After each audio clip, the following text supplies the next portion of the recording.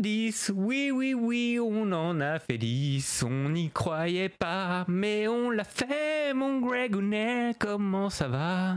Ça va, Adri. Bah écoute, la foule en délire, ce sera pour une prochaine fois, mais le cœur y est. Non, bah nos auditeurs sont toujours présents et ça fait toujours plaisir. Et puis, bah et toi, comment vas-tu surtout? Bah ça va très bien. Les auditeurs, vous nous direz si vous aimez ces introductions faites à la bouche et totalement improvisées. Ça vient de mon esprit malade. Voilà. Émission bien chargée, comme on dit à Mykonos. On le dit partout ailleurs dans le monde, mais aussi à Mykonos. Qu'est-ce qu'on a au programme, Greg, de cette émission? Eh bien, 2 belles interviews avec en première partie Julien Chéron avec son livre sur les trading cards de basket et l'histoire des trading cards de Cardsmania, avec qui on a échangé et c'était super intéressant malgré qu'on t'ait perdu au bout de 1 minute 30. Ouais, j'avais un problème de connexion, je m'excuse Internet, mais par contre Guillaume Musso transpire fort encore une fois. Exactement. Et enfin, on a retrouvé nos 2 amis et compères de Brooklyn Fizz. Voilà, exactement. Le budget d'effets spéciaux. Ouais, le budget, là, on donne tout. Qui nous ont raconté comment a démarré l'aventure Brooklyn Fizz, comment le business de l'épicerie game en France se passe. Voilà quoi. Yes, bah un truc bien sympa. Et puis après, le traditionnel jeu concours. Et puis on verra si notre ami Maître Magouille est parmi nous. Bah on verra bien, parce que Maître Magouille, il est souvent très pris. Il est souvent en goguette. Tu trouves pas que c'est un peu désuet en goguette comme terme? Si, mais je sais que tu aimes bien ces expressions. Ouais, je trouve que ça enrichit notre podcast. N'hésitez pas à lancer des hashtags en goguette sur Twitter, les amis. On vous fait des bisous et on lance l'épisode. Let's go!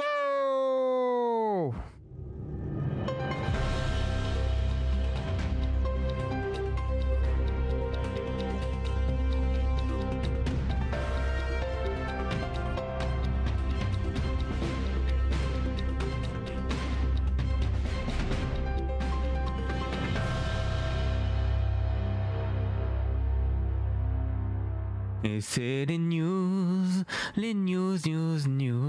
au paradis de la carte. Les news, mon Greg Hounet, je t'aime. Vas-y Greg, les news. Ah bah oui, bah là non mais j'étais choqué, j'étais sans voix avec une intro pareille. Je me demande pourquoi on a acheté des jingles en fait, parce que c'était parfait comme ça. Non bah oui, des news, alors pas grand chose je crois, Adri, du côté des sorties en octobre, ouais, c'est moins fourni qu'en septembre. Voilà, c'est calme côté Beckett. Et côté États-Unis, tout ça. Je sais pas, en octobre, ils doivent glandouiller les Américains. Je sais pas. Halloween. Ah, c'est pour ça. Ils sont tous chez Brooklyn Fizz à acheter des trucs. Des bonbons. Ok. La bourse ou la vie. C'est ça. Pas de jeu de mots sur les bourses. Alors, le 13 octobre. Les bourses, c'est les bourses de cartes. Oui, bien sûr, bien évidemment. Voilà. Moi, je pensais pas du tout à autre chose. Alors, 13 octobre, vous avez le 2021 Women of Star Trek. Art en image, donc les femmes dans Star Trek en image. C'est imprononçable. Ça va se vendre environ à 10 exemplaires. C'est ça. Bah non, mais il doit y avoir des fans s'il y a un produit qui existe. Oui. Je suppose. Après le 21 octobre, il y a le 2021 Top Héritage WWE. Voilà, le catch, le monoeil sur les tétons, les slips rouges, Hulk Hogan, on adore ça. Le 29 octobre, pour finir, il y a 2021 Pop Century Metal. Alors, je vous ai dit, je regarde le titre, je fais c'est quoi cette merde? Je connais pas ce produit. Alors vous savez, je suis un journaliste de terrain, j'ai sorti ma petite caméra, je suis allé aux Bahamas voir ce que c'était. Bon, en fait, j'ai tapé sur Google. Et donc, Pop Century, c'est pas les Pops, hein, rien à voir. C'est juste une boîte de... C'est Leaf qui fait ça. Et c'est les autographes de stars. Donc, si vous aimez les autographes de Chuck Norris, eh ben, c'est vers ce produit-là que vous pouvez trouver l'autographe de Chuck Norris. Et il y a le dual auto Chuck Norris-Trivette? Peut-être. C'est à vous de voir, mais donc vous avez toutes les stars. Alors, il y a des stars inconnues, parce que forcément il y a des stars américaines qu'on ne suit pas, mais je crois que j'ai cru voir Chuck Norris. Voilà. Donc c'est vraiment calme pour ce mois d'octobre. C'est bien, on va faire des économies ce mois-ci, Adri, au niveau ouverture. Ou pas en fait, parce que... Non, bah oui, tiens, en parlant d'ouverture, qu'est-ce que tu vas nous proposer prochainement? Alors il y aura une boîte de Skybox Metal, UD, machin, Universe. Voilà. Yes. Alors Greg, il est comme un ouf. Moi, j'essaie de le modérer parce que j'ai peur d'être déçu. Voilà. Non, mais en fait, c'est parce qu'on en parlera le jour du live. Moi j'adore, c'est dans les années 90, c'était Arena Design, on a eu Jean donc d'Arena Design qui avait travaillé chez Fleer, qui avait donc créé ces cartes. Il est amoureux. Je suis amoureux et moi les cartes des années 90 comme les Metal Universe c'est magnifique et moi je les trouve en quête très belles. Après oui je sais que... Elles sont belles mais moi j'ai vraiment peur d'être déçu. On en reparlera le jour du live, voilà. Je vais pas vous spoiler. Il y aura un live ouverture, voilà, okay, il y aura Greg, on va essayer de faire en sorte qu'il y aura Greg, qu'il y aura ma femme. Ah oui, alors les ouvertures de cartes sont soumises quand tu auras ma femme. Parce que voilà, on est collectionneurs tous les deux et on n'ouvre jamais l'un sans l'autre. C'est ça l'amour. C'est beau. Quoi d'autre comme news, mon Greg? Eh bien, on a fait un petit peu saliver nos tweetos pendant quelques jours là parce qu'on avait. Je veux signaler que tu les fais toujours saliver. D'accord. Je n'irai pas plus loin sur le sujet. Non. Et en fait, on avait rendez-vous avec quelqu'un quand même d'important dans le hobby. Alors, c'est pas le hobby actuel, mais il revient quand même aussi un petit peu sur le devant de la scène parce qu'il est revenu après quelques années de silence. C'est Mike Kramer de Pacific Trading Card, donc le PDG, le créateur de la marque, qui est juste quand même incroyable aussi en termes de design, qui a été le roi de la die cut dans les années 90. On a eu cette interview et hier soir, et ben voilà, on a vécu ce moment et on vous le proposera dans un prochain épisode. Alors donc on peut dire que Mike Kramer n'est pas cramé. Pas du tout, même si on expliquera avant son interview l'histoire de Pacific, qui est incroyable mais qui s'est mal finie. Il a été absent totalement, tous les plus grands blogs, les forums, Blowout, Cards. Il y avait même un blog à la recherche de Mike Kramer. Et là, depuis quelques temps, il est réapparu, il nous expliquera pourquoi. Et nous aussi, il a eu un coup de cœur pour Podcart et donc il nous a fait ce privilège. Donc on est vraiment super contents. Et je dois dire, il faut rendre à César ce qui est à César, c'est que c'est Greg qui a tout fait pour ça. Greg, il a un talent naturel pour nous trouver des interviews et des mecs, alors que moi j'en branle pas une pour les rendez-vous. Vous pouvez m'en assurer. Puis d'un coup, je reçois un message à minuit du soir en MP. Tiens, au fait, j'ai machin de ancienne marque de cartes qu'on va interviewer à 8h du matin tel jour. T'es dispo? C'est incroyable. Pour ça, il faut bosser avec Greg. Il vous trouve des interviews de folie. Voilà. Donc après, oui, c'est sûr que c'est pas récent, mais ça fait partie du paysage et de l'histoire du hobby, donc je pense que ça va intéresser plus d'un, et même ceux qui n'ont pas connu Pacific ou qui n'ont pas de carte de Pacific, ça vaut le coup parce que l'histoire est incroyable, et puis c'était un collectionneur et c'est encore un collectionneur, donc on parlera que de cartes. Voilà. Et j'espère qu'il collectionne Ovechkin. Non, enfin pas trop parce qu'il faut m'en laisser. Il fait du hockey. Arrêtez de collectionner Ovechkin. Ne jetez pas vos cartes et envoyez-les moi. Ne faites pas Ovechkin, comme ça il y en a plus pour moi. Voilà, c'était juste un petit message à caractère personnel et pas du tout intéressé. Greg. Oui. Autre chose, je crois qu'il y a eu une bourse à Lille. Oui, à Lille, qui s'est déroulée au Keep Stadium, donc Décathlon à Lille, avec un succès, énormément de collectionneurs, des ouvertures de boîtes, 2 shops sur place, un article dans le journal, vraiment une belle dynamique. Bravo à François Pruvot qui avait organisé cette bourse de main de maître. Donc on espère que prochainement on pourra donner un autre événement rapidement, et je pense qu'à l'écoute de ce podcast vous aurez la réponse. Comme on dit dans le terre-terre, bravo les refs, lourd, lourd, lourd. Et ouais, moi aussi je parle comme les rappeurs. Yes. Bon voilà, donc les news, c'est assez court, je pense qu'on a fait le tour, Adri.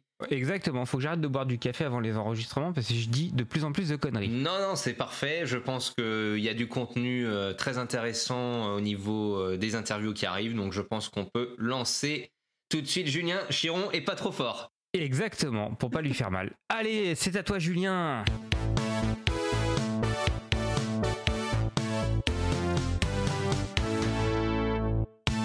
Hello les amis, content de vous retrouver, et aujourd'hui on est en compagnie de Julien qui a écrit Cardsmania. Salut Julien.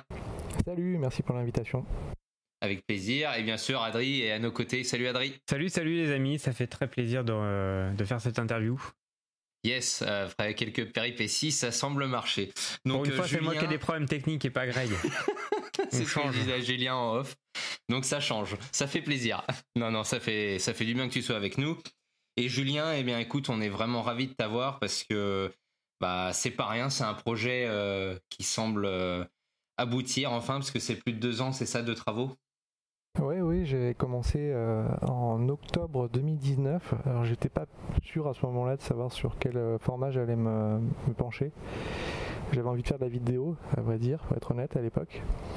Et je me suis rapidement rendu compte qu'il y avait un truc qui allait certainement pointer le bout de son nez, à savoir une petite pandémie, et que ça risquait d'être un petit peu compliqué de se déplacer. Et puis bon, j'étais plus à l'aise à l'écrit, je me sentais plus à l'aise à l'écrit en tout cas. Et voilà, la vidéo, fallait apprendre pas mal de choses, fallait s'équiper et se déplacer aussi, sinon ça avait moins d'intérêt. Donc je suis allé vers ce format-là. Et après ça a pris son cours. C'est pas à chaque fois je parle de 2 ans de travail, c'est évidemment, tu sais ce que c'est pas 2 ans tous les jours H24, c'est j'ai un boulot à côté, donc c'est un petit peu dès que possible. Ouais, non, c'est sûr. Après, moi, c'est la réflexion, c'est aussi comment t'en es venu à vouloir faire ce projet, parce que c'est pas du jour au lendemain où on se dit tiens, je veux faire une vidéo ou parler de ma passion. On va retracer un petit peu ton parcours, donc j'imagine que les années 90, c'est le commencement de ta passion. Oui, bah en fait, pour commencer, moi je suis venu aux cartes par le foot. J'ai presque honte de l'admettre, mais non, mais je suis encore un fan de foot, donc j'ai pas honte en fait, je plaisante, mais les autocollants Panini qu'on retrouvait partout, c'était le premier contact avec ça. J'avais récupéré des vieux albums Panini de mon frère qui a 7 ans de plus que moi, donc fin des années 70, qui étaient à moitié vides. Je me posais déjà des questions par rapport au fait de réussir à finir les albums Panini, ça me semblait déjà être un combat perdu d'avance. Mais ouais, c'était ça le premier, vraiment gros souvenir, premier souvenir, c'est Foot 90. Foot 90, d'accord. C'est le premier album vraiment que je faisais avec les voisins, les copains, et qu'on a vraiment partagé les images dans la cour de récré, c'est vraiment le début, quoi. Oui, bon, on a perdu Adrien, c'est pas grave, parce que lui, il nous dirait, ah oui, les fameuses lancettes aussi dans la cour de récré. C'est ça. Ouais, bah, et ensuite, ouais, voilà, c'est... Après, on va dire que assez classiquement, je pense à l'époque, bah, t'as les enfants qui prenaient le virage de façon un peu plus sérieuse. Donc vers les cartes, parce que je pense que le support format carte, c'était déjà une première étape, même sur des cartes françaises que tu trouvais chez les buralistes, mais c'était déjà une démarche, tu vois, de sortir de l'autocollant qui était assez facile, pas cher aussi, hein. Ça coûtait 2 francs la pochette, donc bon, c'était un petit cadeau, de temps en temps ça se faisait. Et puis t'avais moins, avec les cartes, t'avais moins la volonté ou la démarche de forcément finir tes pages, ton album. Oui. Alors, il fallait compléter, ok, mais enfin moi j'avais ce sentiment que c'était un peu moins strict, tu vois. C'est vrai. Il y avait un format qui se prêtait plus. Bon, après, il y avait, début des années 90, il y avait plein d'autres collections qui étaient populaires, par exemple les pins.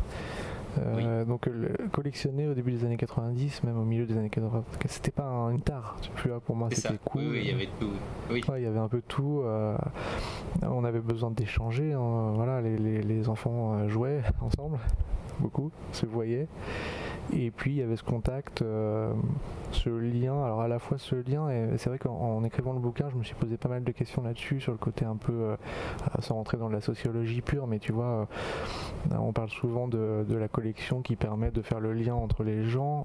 En fait, ça accroît aussi, ou ça marque les écarts aussi souvent.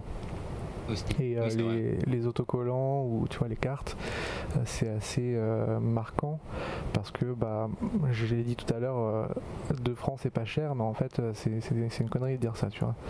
Une pochette de quelques autocollants à 2 francs, pour beaucoup de familles c'était une galère, tu vois. On préférait mettre 2 francs dans du pain, évidemment.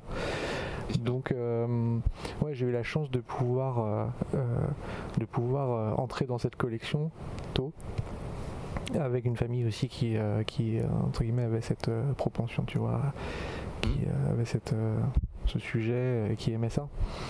Donc c'était dans ta famille des gens qui collectionnaient ou pas? Ouais, alors pas ça, mais tu vois, ma mère a toujours collectionné les cartes postales, par exemple. D'accord. Ouais. Bon, de certaines villes, des villes chères à la famille, on va dire, et puis les chromos. Donc ça, c'est un truc que j'ai découvert un peu plus tard sur les vides-greniers, sur les brocantes. C'était assez spécifique. Les chromos de chocolat, elle collectionne encore les chromos qui étaient offerts dans les plaquettes de chocolat. Donc tu vois, j'avais ce truc là, cette fibre de me dire bon, en plus Panini, le chocolat, c'est pas mal. Le petit lien, il y a quelque chose. Ah d'accord. Et puis mon père aussi est gros collectionneur de plein de trucs, de disques, de musique, de livres, les Beatles surtout. Donc j'ai toujours eu cette. Ouais, t'as baigné dedans. Ouais, si mes parents le font, c'est pas un problème, quoi, tu vois. Mais qu'est-ce que je vais collectionner, moi? Ouais, alors on pourra en parler longuement, mais au début, figure-toi que j'ai commencé par les sucres emballés et les plumes d'oiseaux rares. Voilà. Ah oui, là, les deux sujets sont. Ça existe. Il y a des gens qui collectionnent ça. Et comment s'appelle le nom des collectionneurs? Sûrement proche de taré ou dingo, foudin. On est tous le taré de quelqu'un en parlant de collection. Ça. On sait de quoi on parle. Oh, ok, bah c'est cool. Et alors, qu'est-ce qui t'a amené derrière très vite aux cartes de basket? Les cartes de basket, après le foot, effectivement, il y a eu l'Euro 92 pour moi qui a été hyper marquant en foot toujours. T'avais quel âge en 92? J'avais 10 ans pile poil. Donc tu vois, c'est un peu, j'étais pré-collège, j'allais rentrer en septembre en 6e. Ouais, 12 ans déjà, ouais, ok, ouais.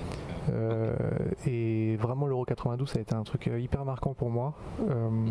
Pas pour la réussite particulièrement de la France, mais je sais pas, il y a eu un engouement, un truc, le début du suivi d'une compétition internationale où tu kiffes regarder des matchs à plus en pouvoir, tu vois. Et vraiment, ça a été un truc marquant pour moi. L'album Euro 92, c'était vraiment un truc de fou. Et peu de temps après, il y a eu les JO. Et en fait, ça, je l'écris dans le bouquin. Moi, les JO, je suis passé un peu à travers. J'avais des copains qui étaient un peu plus âgés que moi dans mon village. Okay. Eux, ils étaient à fond. Et moi, j'étais plus sur le foot encore, quoi. Donc, l'été 92, à Barcelone... j'en ai pas vraiment beaucoup de souvenirs, à vrai dire. Donc ce qui a vraiment marqué le truc, c'est la rentrée au 6e en septembre, où là je suis tombé sur des gens qui avaient déjà des cartes de basket, qui avaient surtout vécu le phénomène Barcelone et qui étaient à fond, mais comme pas possible, comme beaucoup, sur la NBA, sur les gars, on a regardé la Dream Team à la télé cet été, quoi. Donc il faut continuer dans ce sens-là. Et le foot, c'était passé un peu en second plan. D'accord, ouais, donc c'est intéressant. Et eux ont apporté ça. Et toi, le basket, on va dire que c'était pas ta priorité, tu étais plus dans le foot. Et qu'est-ce qui t'a marqué dans ces cartes? Qu'elles étaient différentes? En fait, il y a déjà eu un truc qui m'a marqué, c'est que, c'était l'aspect streetwear, sportswear plus que streetwear d'ailleurs. Il y avait un ensemble. Tu avais la carte, qui était la finalité que tu avais dans les mains. Mais la carte, elle représentait un joueur qui avait un beau maillot, un ensemble, tu vois, qui faisait rêver, tout faisait rêver. Tu avais le public, l'ambiance. Rapidement, on a commencé à pouvoir voir des matchs. Moi, j'avais pas Canal et j'ai pas eu Canal jusqu'à l'âge adulte, tu vois. Mais donc, j'allais chez les copains, ils me filaient des cassettes, on s'enregistrait des cassettes. Tous ces trucs-là, on a été beaucoup à connaître ça, tu vois. Et donc, il y avait un spectacle. Le foot, il y avait aussi un spectacle, mais c'était plus accessible. Alors aussi, quand t'es gamin, rapidement t'es attiré par ce qui te semble inaccessible, hein, évidemment. Et rapidement, oui, c'est la culture. Alors pas vraiment la culture US, ce serait mentir de dire ça, mais tu vois le reflet de ce qui était renvoyé par la NBA, ce qu'ils voulaient bien renvoyer en tout cas. Et puis je pense que je me suis aussi gentiment fait bouffer comme beaucoup de gamins à l'époque par l'aspect commercial. Et puis voilà, mais franchement, ce qui m'a amené vers ça, c'est la fringue, les baskets, les sneakers. C'était un ensemble, et avoir les cartes avec les belles actions, avec aussi les informations des joueurs qu'on connaissait pas forcément aussi à l'époque, enfin moi que je connaissais pas. Et puis lié aussi, alors dans le bouquin j'insiste beaucoup sur la presse basket, parce que pour moi c'est vraiment un détonateur incroyable, et sans la presse basket qu'on a eu avec les auteurs, les éditeurs principaux de l'époque, on n'en serait pas là à mon avis, ou alors le phénomène se serait vraiment éteint beaucoup plus rapidement. D'accord. Et alors, est-ce que tu te focalises essentiellement sur le basket, ou en parallèle tu as continué ton regard et ton attrait pour la collection Panini et le foot? Ouais, j'ai continué à collectionner le foot. En fait, moi, je kiffais le foot, hein, et le PSG, alors voilà, ça va faire grincer certaines personnes des dents. Mieux choisir une équipe. Ouais, mais j'avais la chance de pouvoir aller au parc. Bon, voilà, découvrir le Parc des Princes quand t'as 10 ans, c'est... Bon, après, il y a beaucoup d'autres diront, découvrir le Vélodrome à 10 ans, c'est un truc de fou. Oui, bien Nantes, sûr, mais ça reste quand même un stade incroyable. Ouais, voilà, c'est tous les stades qui ont une ambiance assez particulière quand même, ça reste et ça crée des souvenirs indélébiles forcément. Donc ouais, le foot, moi j'ai toujours gardé ça, mais si tu veux, j'allais plus m'acheter un maillot de foot. D'ailleurs, j'en achetais pas, mais je rêvais plus de maillot de foot, mais je rêvais des maillots de basket, quoi, clairement. D'accord. Et les cartes directement. Ok. Et alors, tu as commencé par les fameuses Upper Deck, j'imagine? Oui, alors McDo, hein, évidemment. McDo, yes. Moi, encore une fois, je viens d'un tout petit village. On n'avait pas de McDo ni dans la petite ville d'à côté, ni à proximité, donc il fallait faire une demi-heure de voiture pour aller chez McDo, et c'était un événement, quoi, tu vois. C'était le Graal. Ouais, on le faisait quelques fois par an, mais c'était pas, tu vois, c'était pas du quotidien du tout. Et donc, quand ils faisaient ces événements qui étaient plus de la pub qu'autre chose, évidemment, hein, mais on avait évidemment beaucoup envie d'y aller, mais non, outre McDo qui a quand même été important, moi ce sont les cartes de la Dream Team, j'ai failli dire Dream Team 2, mais de USA 94. Donc oui, quand même, Dream Team 2, mais bon, voilà. Avec Shaquille O'Neal, les Upper Deck de cette compétition. Et là, dans la cour du collège, il y a des gamins qui en avaient. Et ça a été un truc de fou parce que tu vois, clairement, ils ont commencé à dire on a des cartes américaines, quoi, tu vois. C'était plus on a des cartes françaises. Évidemment, là, je passe un peu vite sur le phénomène des cartes françaises qu'on trouvait chez Burlis, les Collector Choice, Upper Deck qu'on trouvait partout, les Fleer, Co. Ça a été incroyable.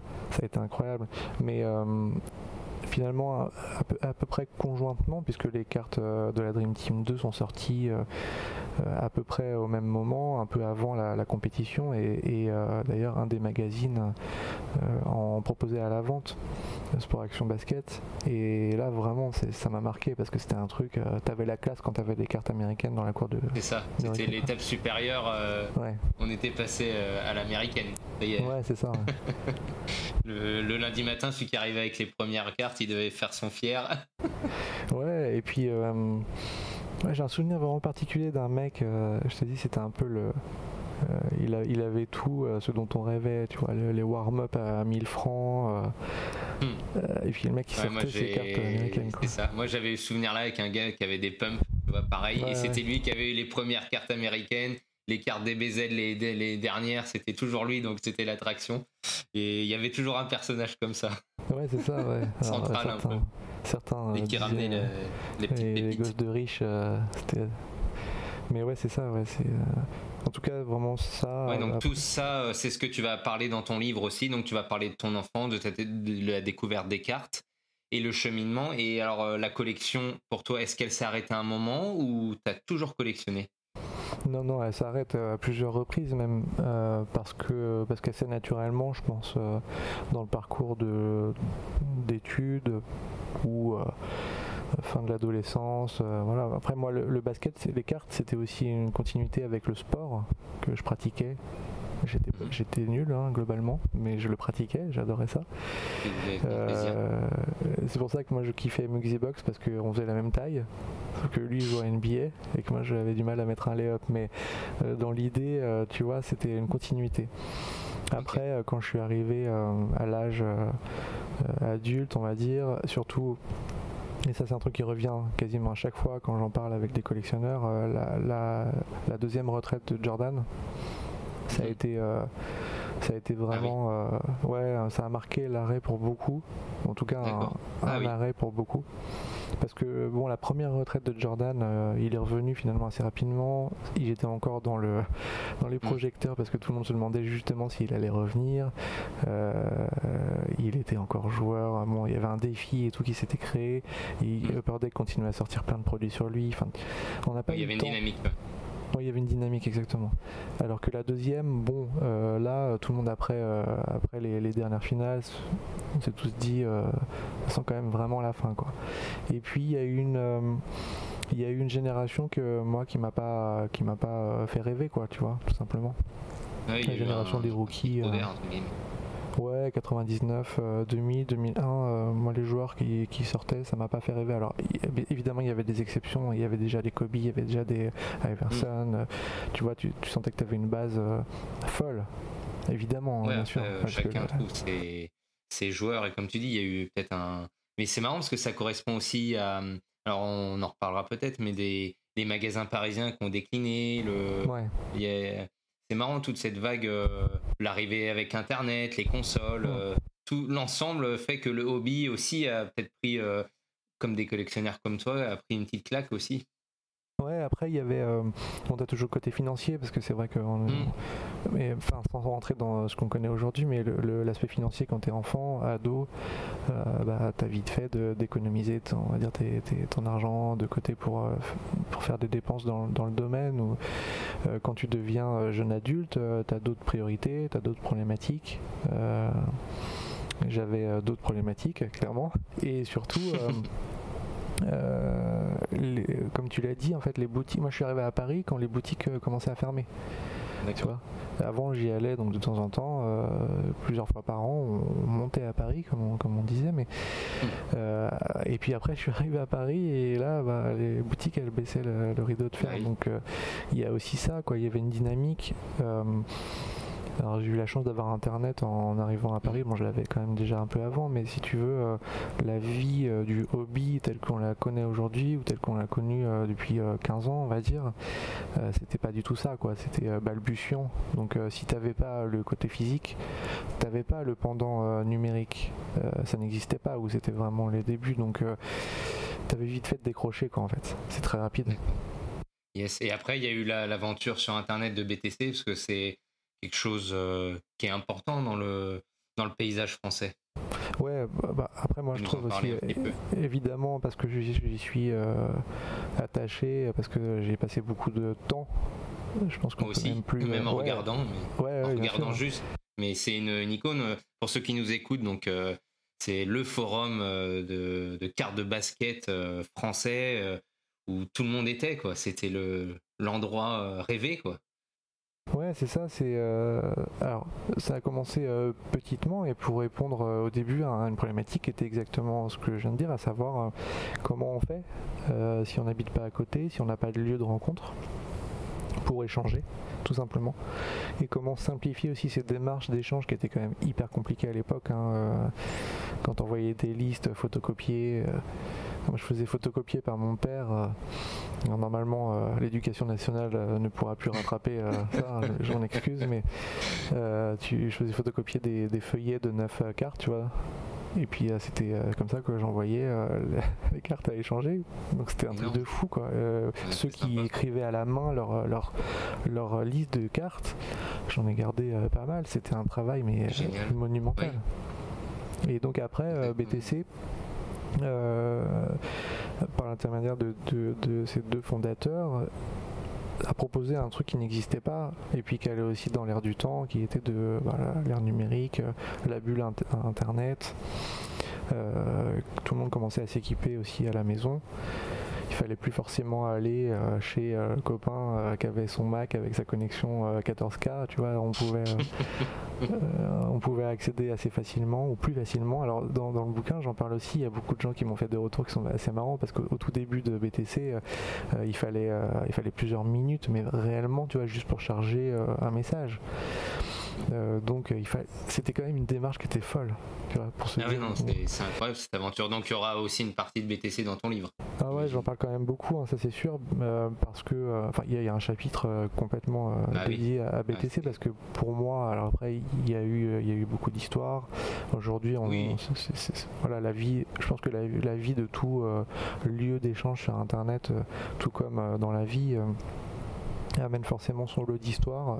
On est tous des humains, on a tous voilà, et puis surtout que ça dure aussi longtemps. Mais en tout cas je pense que ça a été, comme tu l'as dit, une place forte pour beaucoup de collectionneurs, et que si ça n'avait pas existé, je suis pas sûr que le hobby encore une fois aurait perduré aussi longtemps dans un relatif anonymat quoi, tu vois.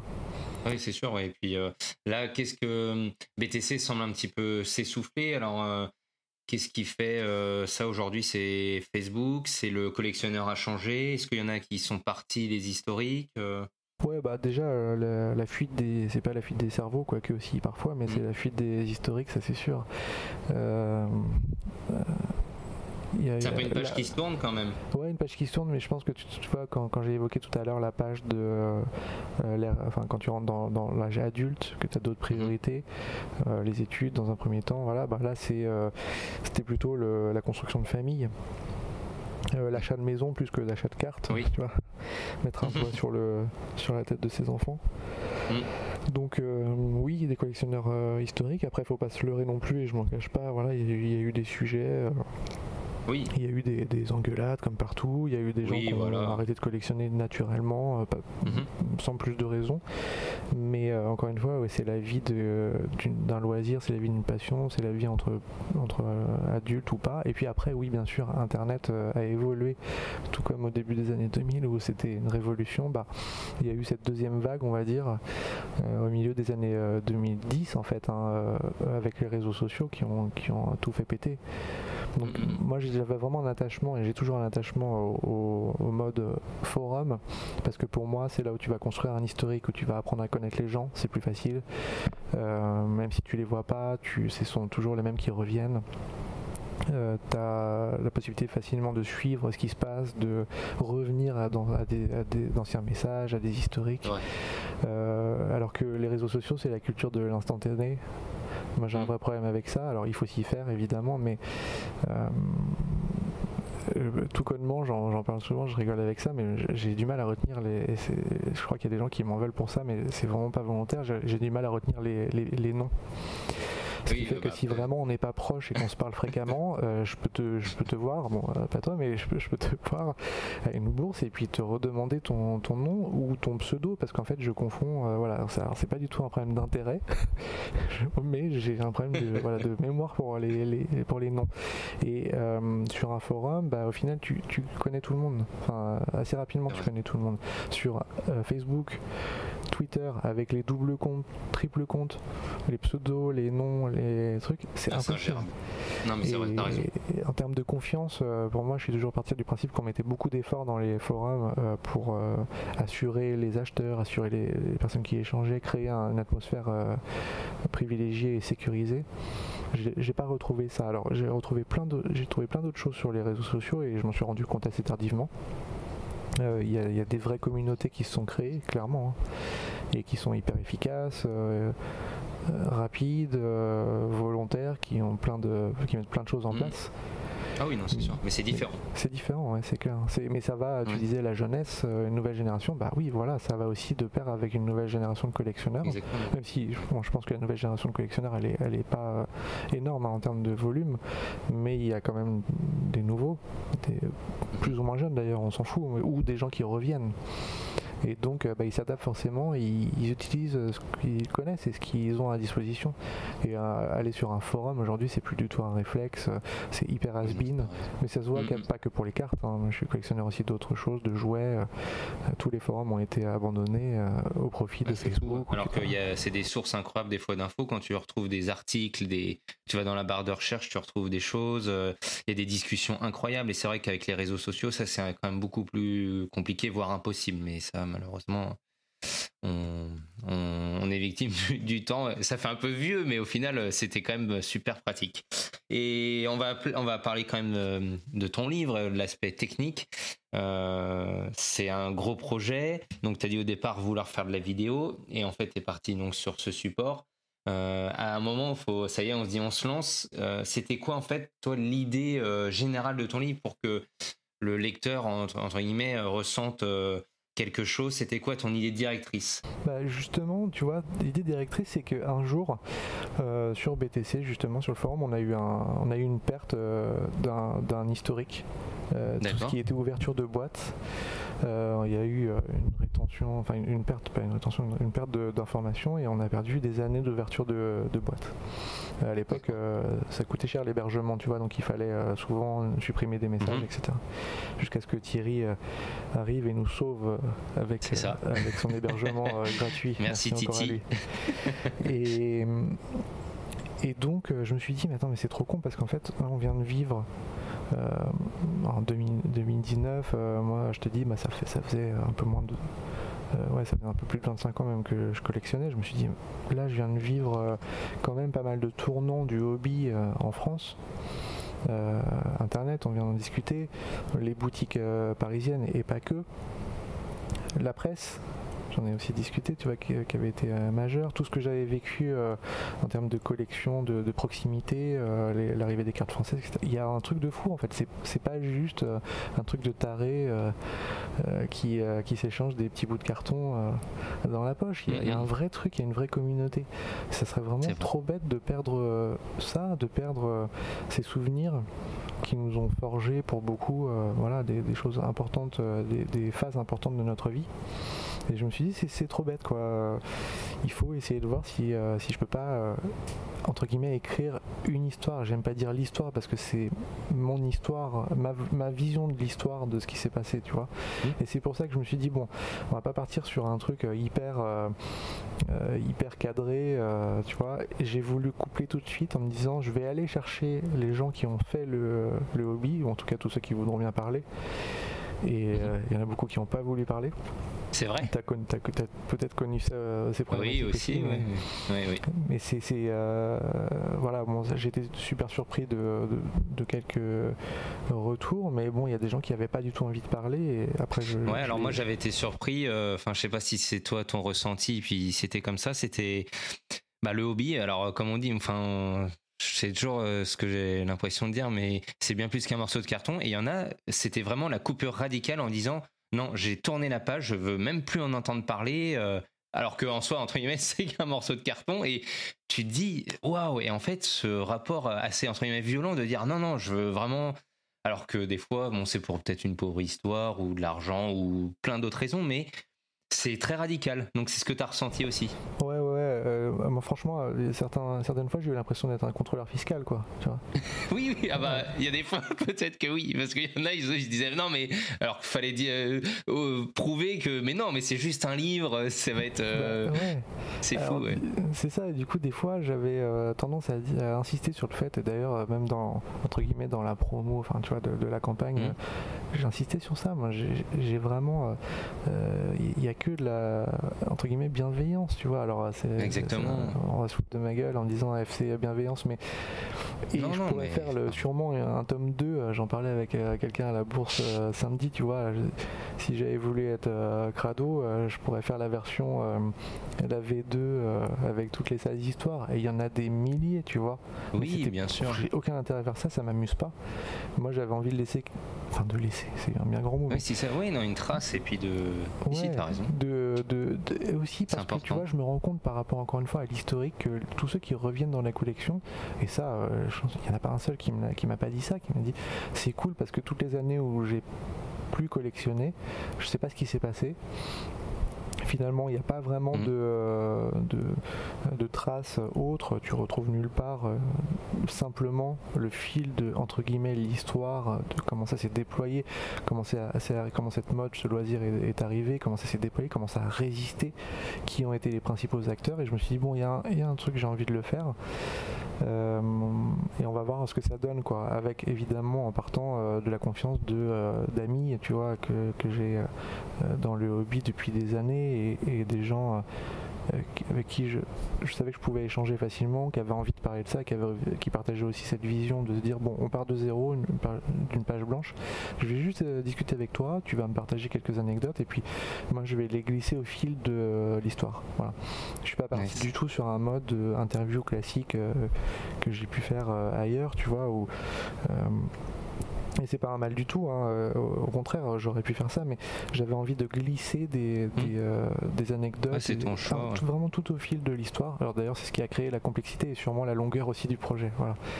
D'accord, oui, après pour tout remettre, ça a été n'importe quoi. Pour qu'il y ait un ordre, c'est pas évident. C'est vrai que c'est complètement n'importe quoi, parce que entre les interviews, en fait, je marque qu'il y a 50 intervenants, mais j'ai dû discuter avec le double de personnes. Et ça a été un plaisir. Faut faire des choix après, en plus. Ouais, et puis après pour remettre tout dans l'ordre, tu sais, tu fais des échanges au téléphone, donc j'enregistrais, après il fallait que je me retape je vois bien.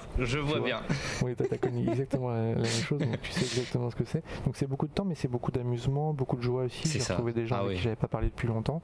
Exactement. Et puis après, bon oui, il y a le côté un peu moins marrant où t'as l'impression, je te dis, d'aller essayer de déterrer des vieux sujets ou des vieux dossiers, alors que c'était pas du tout mon envie, quoi.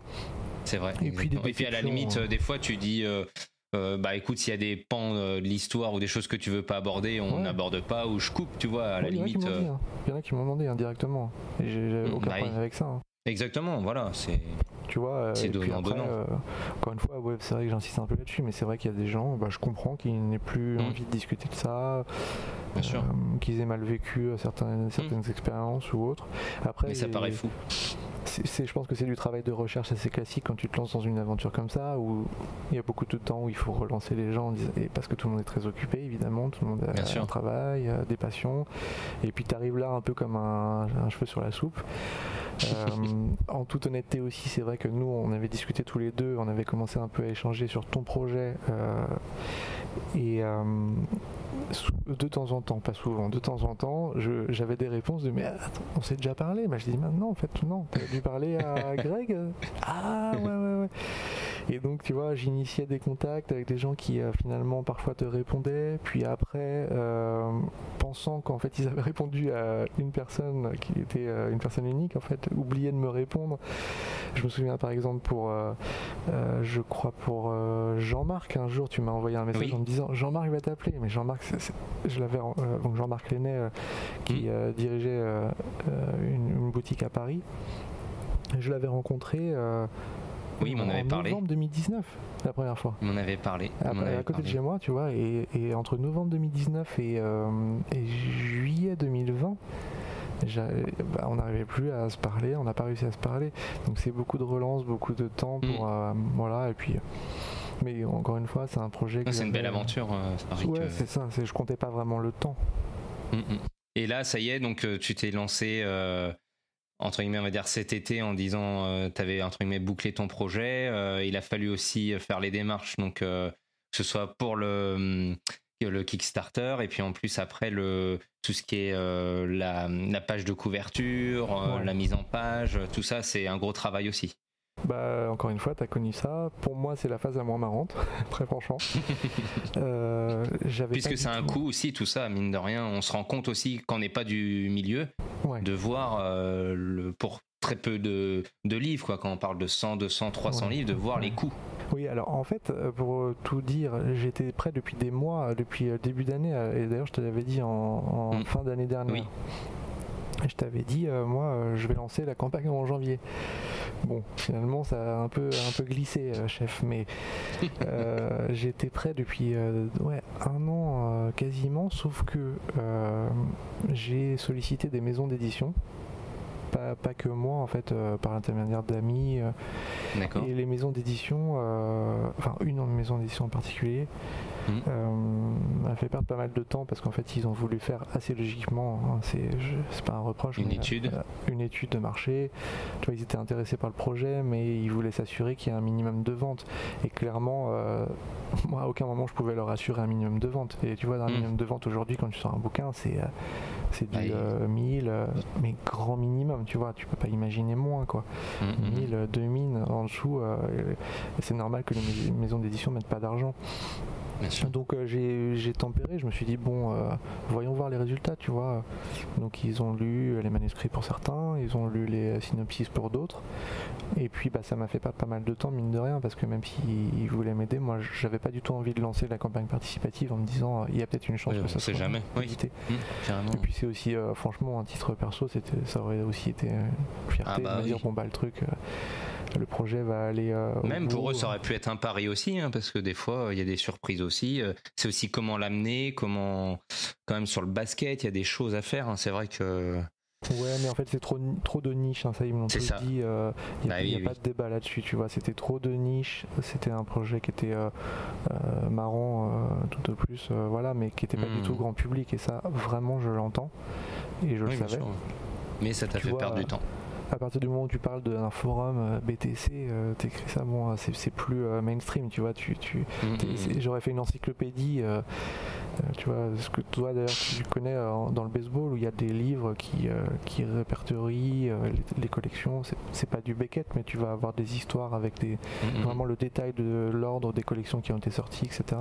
Plus un ouvrage encyclopédique ou un ouvrage de type, comme je disais dernièrement pour rigoler un peu, tu vois, les trading cards de basket pour les nuls, tu vois. Ça c'est plus mainstream, où tu vas pouvoir le mettre entre guillemets en tête de gondole, tu vas rappeler des souvenirs. Sans rentrer dans des détails, dans des histoires un peu voilà. Moi j'avais envie de rentrer dans les détails, donc j'ai pas eu envie de me priver, de me dire bah ouais je vais faire 10 pages sur ça, 5 pages sur ça, c'était pas du tout l'intérêt quoi. Et puis j'avais pas envie d'être bridé non plus, donc je me suis dit bon finalement il vaut mieux aller et puis finir le projet. En fait moi vraiment l'objectif c'était de me dire 1991, 2021, 30 ans. Si ça sort pas en 2021, ça a moins de saveur, c'est plus la même chose. Tu vois. Non, t'as raison. Alors là, j'ai vu, t'as réussi à... Donc t'as dépassé ton objectif et ça, c'est génial.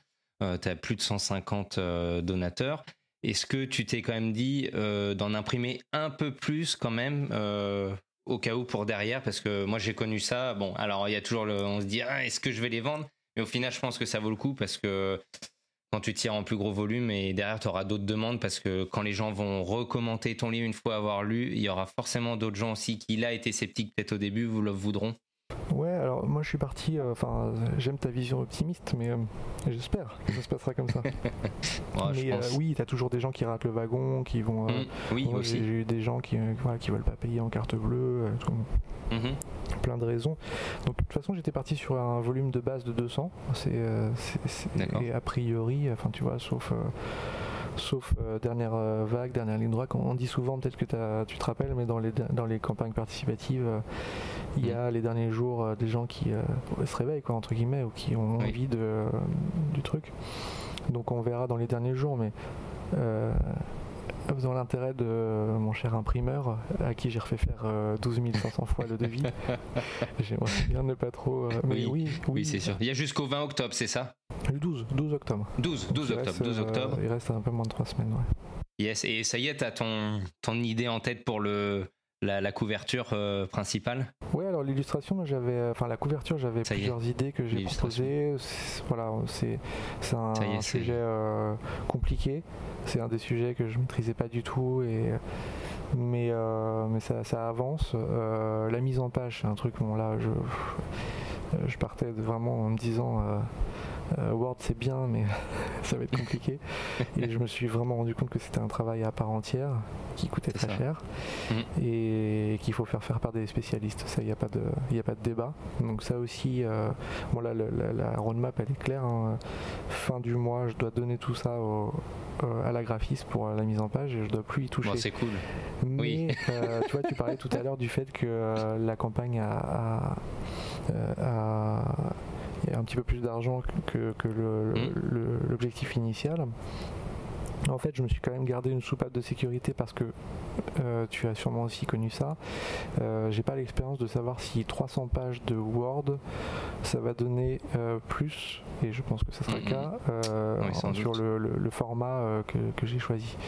D'accord. Et donc très clairement il y aura déjà aussi, pour que tout le monde le sache, et ceux qui se posent des questions par rapport à l'argent, forcément j'ai augmenté le format du livre en cours de projet, voyons que ça partait bien, donc ça coûte plus cher. Les envois coûtent plus cher.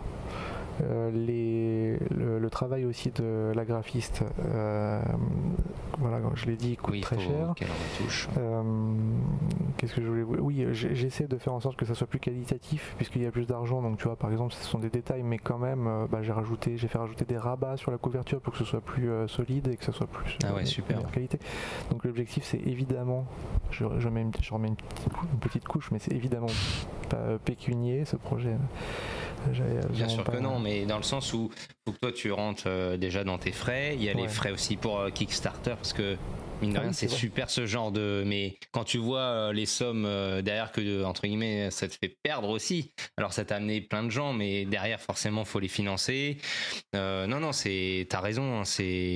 Faut continuer à y aller. Il y a jusqu'au 12 octobre. Et comme je te dis, je pense qu'il faut essayer d'en faire un petit peu plus derrière, parce que c'est sûr, avec les retours, tu auras forcément des gens qui viendront. Et c'est un de mes regrets, par exemple. Mais bon, je pouvais pas savoir. Mais maintenant, ce serait un de mes conseils. Ce serait de. Sans faire 100 volumes en plus, mais d'avoir une petite marge quand même, parce que tu auras des demandes et c'est vraiment un beau projet.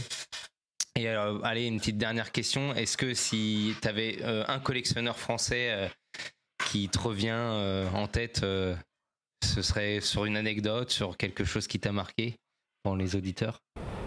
Une anecdote, des échanges, en fait, plus qu'une anecdote, moi j'ai adoré rediscuter avec des collectionneurs qui à l'époque, en tant que jeune adulte, étaient vendeurs aussi dans les boutiques. Super. Ça, c'est un truc de fou, parce que j'ai vraiment gardé le souvenir des boutiques parisiennes, notamment cette rue Nicolas Flamel, où la boutique qui s'appelait le sous-sol de Planète Basket, tenue par Jean-Marc justement. Cette fameuse cave voûtée, moi c'est un truc qui m'est vraiment resté, c'était un peu obsessionnel, tu vois. Et surtout j'en parle pas mal de Cards and Tense, parce que Cards and Tense, dans la rue magnifiquement appropriée, rue des Cartes. J'ai vécu toutes mes années soirées, on va dire, festives, à passer devant la rue des Cartes, parce que c'était en contrebas des pubs, américains au Panthéon. Et je passais devant cette boutique, et la boutique était pendant des années, et elle l'est encore, elle est restée figée dans le temps. Ils ont juste repeint la façade, mais à l'époque, au début des années 2000, la façade était restée telle quelle, avec la porte brinque-ballante en verre, tu vois, avec encore les stickers Jordan, les silhouettes Jordan. Donc je passais à la sortie de mes soirées, pas très frais des fois, tôt le matin. Les fantômes du hobby, tu te disais, qu'est-ce que je donnerais pour revoir. C'est ça, je regardais à travers la vitre, tu vois, je mettais ma tête comme ça. Génial. Et je voyais des cartons, c'était vraiment le truc de je suis sûr qu'il y a encore des cartes là-dedans, je suis sûr qu'il y a encore des. Une petite boîte qui traîne sous le comptoir. C'est ça. Et donc, rediscuter avec les gens qui étaient à l'époque, qui ont été vendeurs et qui étaient collectionneurs aussi, parce qu'en fait, finalement, c'était des jeunes qui travaillaient dans les boutiques pour dépanner, pour des petits boulots, qui avaient énormément d'anecdotes. J'ai un peu un problème avec les Precious Metal Games de Skybox, une petite obsession limite. Et ils m'ont sorti des trucs assez naturellement, tu vois, pour certains en disant ça on en voyait passer. Voilà. Et moi aussi j'ai quand même une anecdote avec mais après je vous laisserai la surprise pour le livre, mais avec un collectionneur monégasque que je salue si il écoute. Avec qui j'ai eu un échange d'une heure au moins, et je l'écris, j'ai eu l'impression d'être avec lui dans une chambre d'ado, tu vois, et qui me montrait sa collecte. Génial. C'est juste ça, quoi. J'ai fait un bond en arrière, Retour vers le futur, de DeLorean. C'est top, c'est savoureux. On avait 15 ans et sa collection semblait figée dans le temps. Il avait plein d'anecdotes et surtout une collection hallucinante, clairement, qui a été construite. Voilà, vraiment l'échange, tu vois, c'est aussi ce qui est resté de ce travail, et j'espère que c'est ce qui plaira, ou en tout cas ce qui satisfera ceux qui ont participé et ceux qui veulent le lire. Ok, bah écoute, merci beaucoup Julien, c'était super intéressant, donc on va suivre ça, on mettra régulièrement les news sur nos réseaux sociaux pour ton livre, ton projet, et on a vraiment hâte de le lire, et en tout cas merci de ton temps, et on s'excuse mais on a perdu Adri au bout de 2 minutes.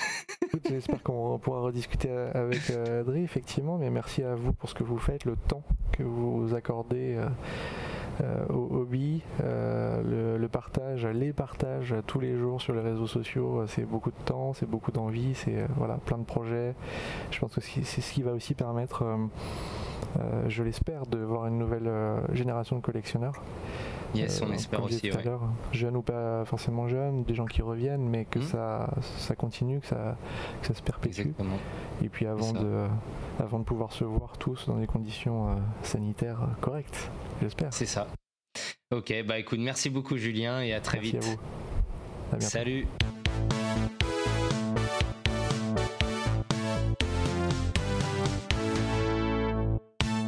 il est temps de retrouver notre fidèle compagnon maintenant, puisqu'il est là, fidèle au poste à chaque épisode de Podcast. J'appelle Maître Magouille immédiatement. Allô? Allô, Maître Magouille? Oui, vous avez vu, je fais partie des meubles maintenant. Ah bah, je me pose même plus de questions, vous êtes dans mes favoris. Ah, je suis dans les numéros favoris de votre répertoire téléphonique? Oui, alors je vous coupe tout de suite, puisque pardon, je m'emmêle les pinceaux, mais vous me reprochez régulièrement de ne pas faire de pub pour vous. Sur Twitter, j'ai repéré une malétasse, tout de suite, j'ai retweeté, j'ai dit, elle ne vaut pas celle de Maître Magouille à double fond, et tout de suite, les gens ont participé à la conversation, Alors, je pense que vous en avez vendu. Oui, j'ai vu. Alors, c'est appréciable. Par contre, restez discret, parce que là, en ce moment, je suis dans la mouise, comme on dit poliment.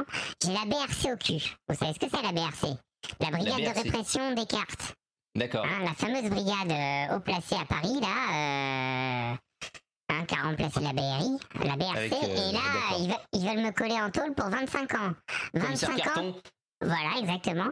25 ans pour recel de fausses cartes, autographe fallacieux, grading pourri. Grading pourri, hein. Moi, j'ai pas envie de finir mes jours là-dedans. Petite, pour grading pourri, c'est vous travaillez chez PCA? Non.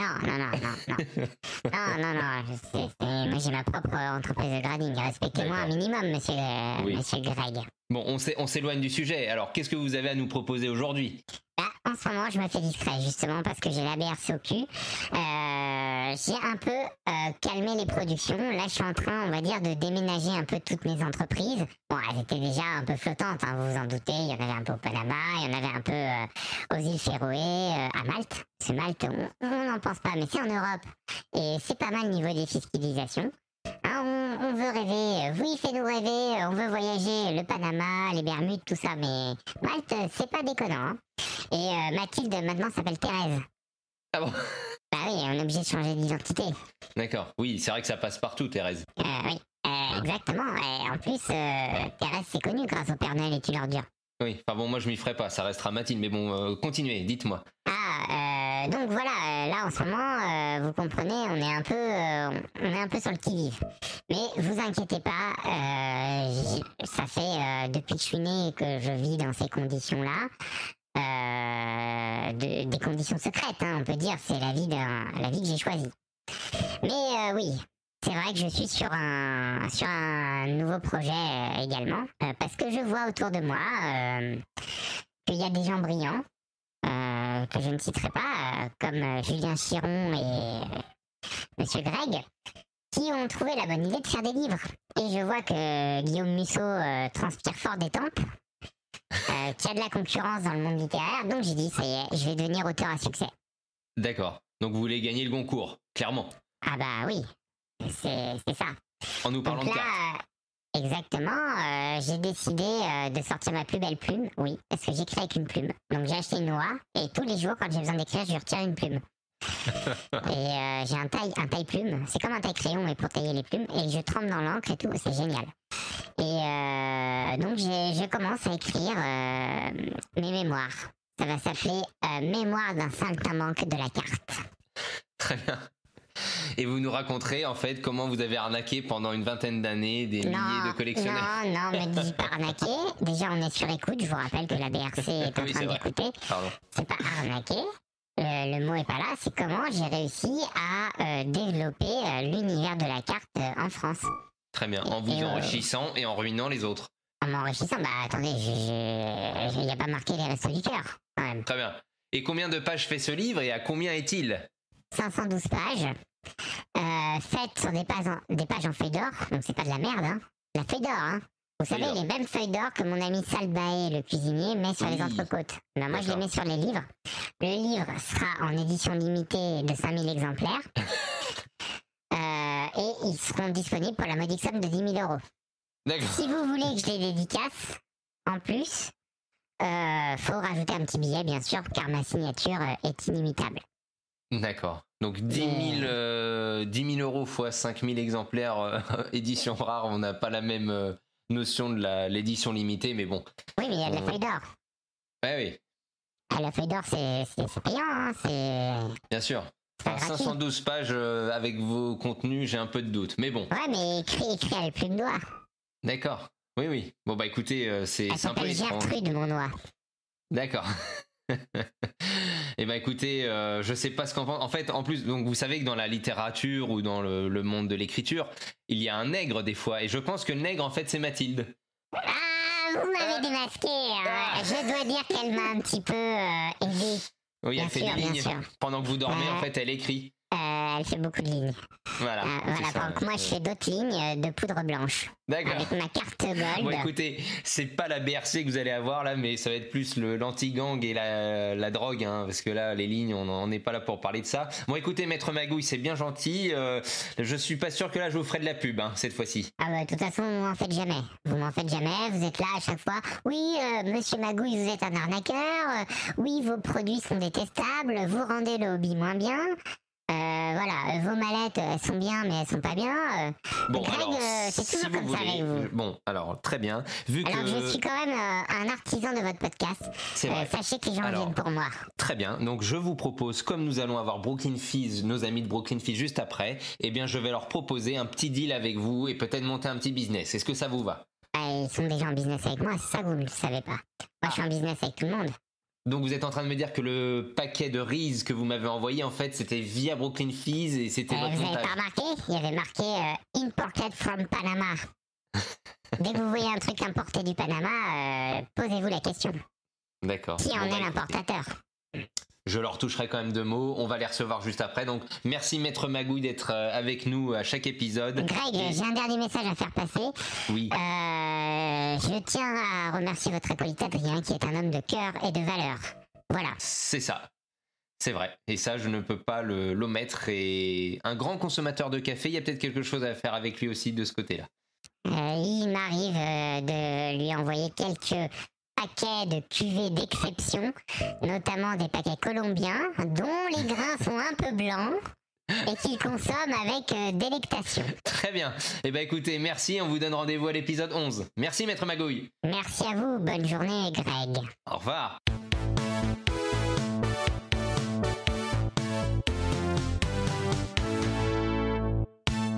Hello les amis, on est en direct avec les rois de l'épicerie game en France, les amis de chez Brooklyn Fizz. Tu t'y attendais pas à celle-là, Greg, hein? Ah non, il l'a Cette préparé, intro il a de bossé. ouf.